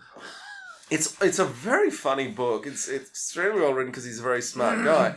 But at the end of it, the Deus Ex Machina is they pull out a javelin, and it destroys what needs to be destroyed. And the sails for the javelin go through the roof next day. That's the point of the story. Javelin. Hugh Laurie was really ahead of the curve on that. Javelin has performed extremely well, but it is an expensive system. And N-Law has also performed well and is an expensive system. And there's something that and the French... AT-Force? Milan. Oh, Milan? Okay. Milan. Yeah. Milan anti-tanks have also performed very well, and they've been shipping them across. Milan's a really good system. But they don't get any coverage in Western... English press, English press, yeah.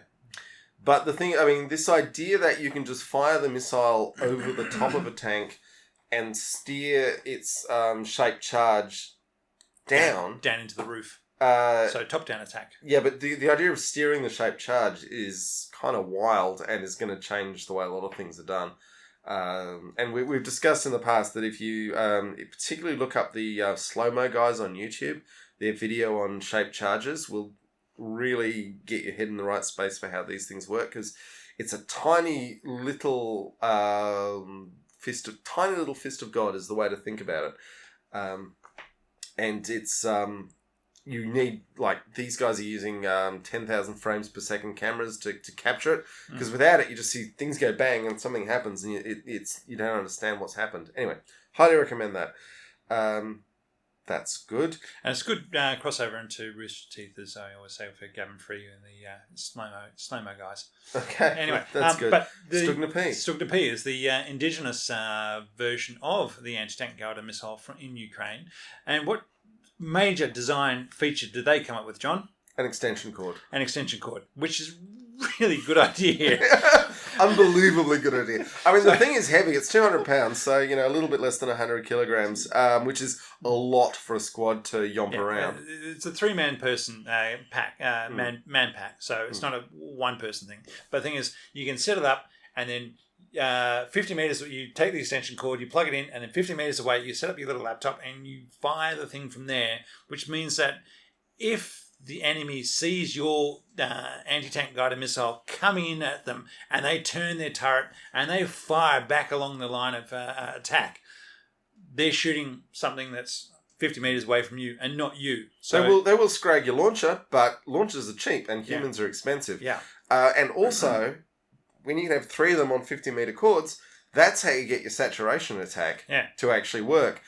Because they get one launcher before the missile hits, and for a lot of systems, even quite advanced ones like the American TOW system, if you hit the launcher, the missile will miss. But if you can fire 3 of them from remote stations, then even if they get one of the launchers, you're dead. Mm-hmm.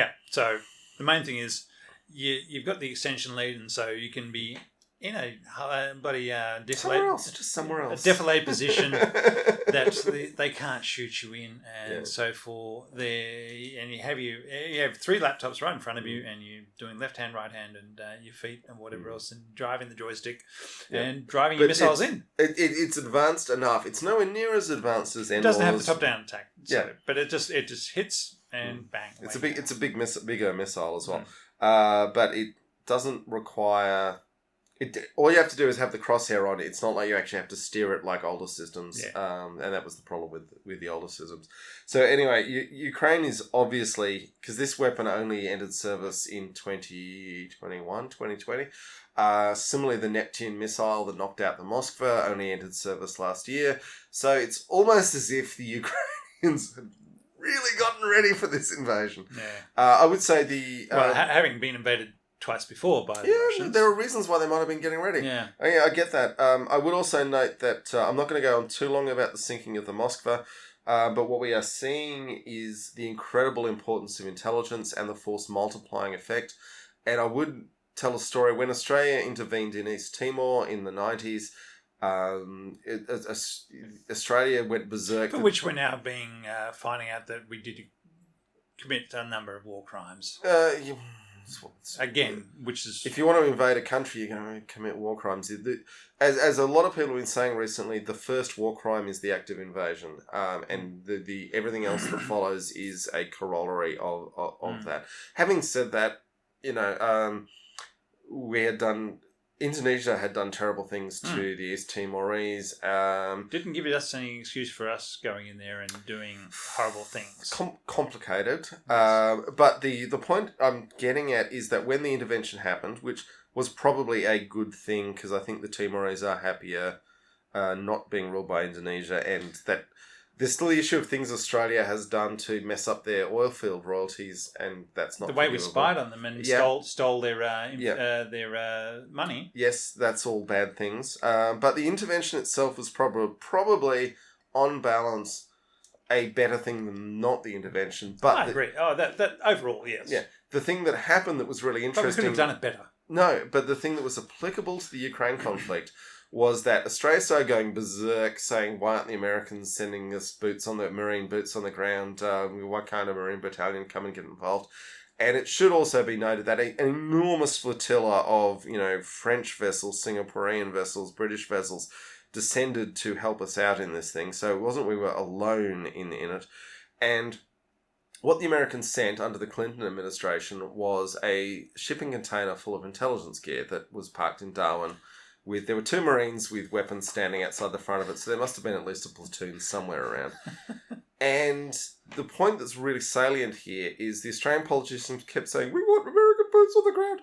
And the Americans kept saying, we have sent you this shipping container, and this is worth more than a Marine battalion. So just use the intelligence that is coming out of the shipping container and you'll be fine. I think you're giving Australian politicians a lot of credit there for them to be able to understand that. No, they didn't. But the Americans were trying. The Americans were trying to tell them. They didn't understand. They didn't understand that. The Americans were saying, with the data you were getting out of this, and I'm sure that today one laptop is doing what that whole shipping container was doing. But the Ukrainians are getting all of that intelligence data. And that means that instead of having to have a anti-tank weapons crew every 100 meters along their entire border, they have operations rooms that are getting very specific data as to where the enemy are and are able to get the weapons there. Because normally, an anti-tank missile is, yes, a very fine weapon and will work against an old tank. No question. And yes, they do have a range of like 5 kilometres or whatever else. But usually down to 2. But your usual engagement range is probably under 500 metres. Yeah. Because that's what your usual line of sight is. Yeah. And the thing is, if you know where they are, then this is great. And if you don't know where they are, then you're having a much harder war.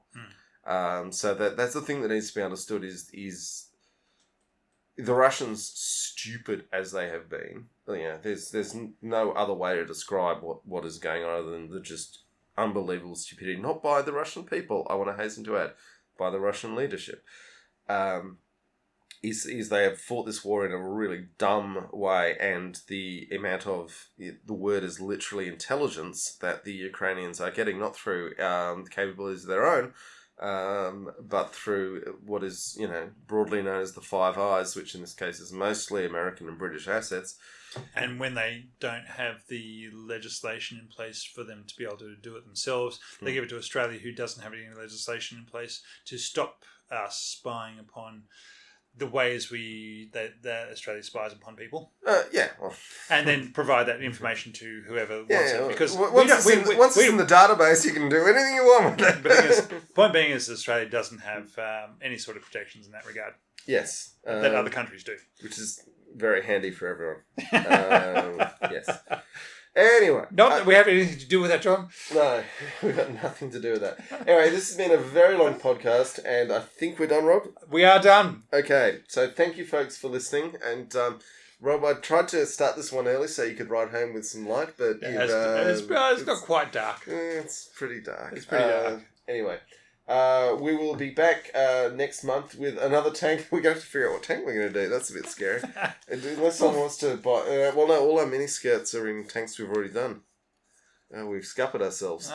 Look, send us send suggestions. We're Anyway. open to ideas, and we may or may not go with them. Yeah, if you want to support this podcast, go to redbubble.com and search for Totally Tanked and buy something and wear it with pride, and will do great things for us. Wear it with pride. Yeah. Okay. And, take care all, stay safe, and get vaccinated if you haven't been already 3 times. I'm not sure they're open to it if they haven't already, but anyway. All right, folks, we'll be back next month with another tank. Have fun.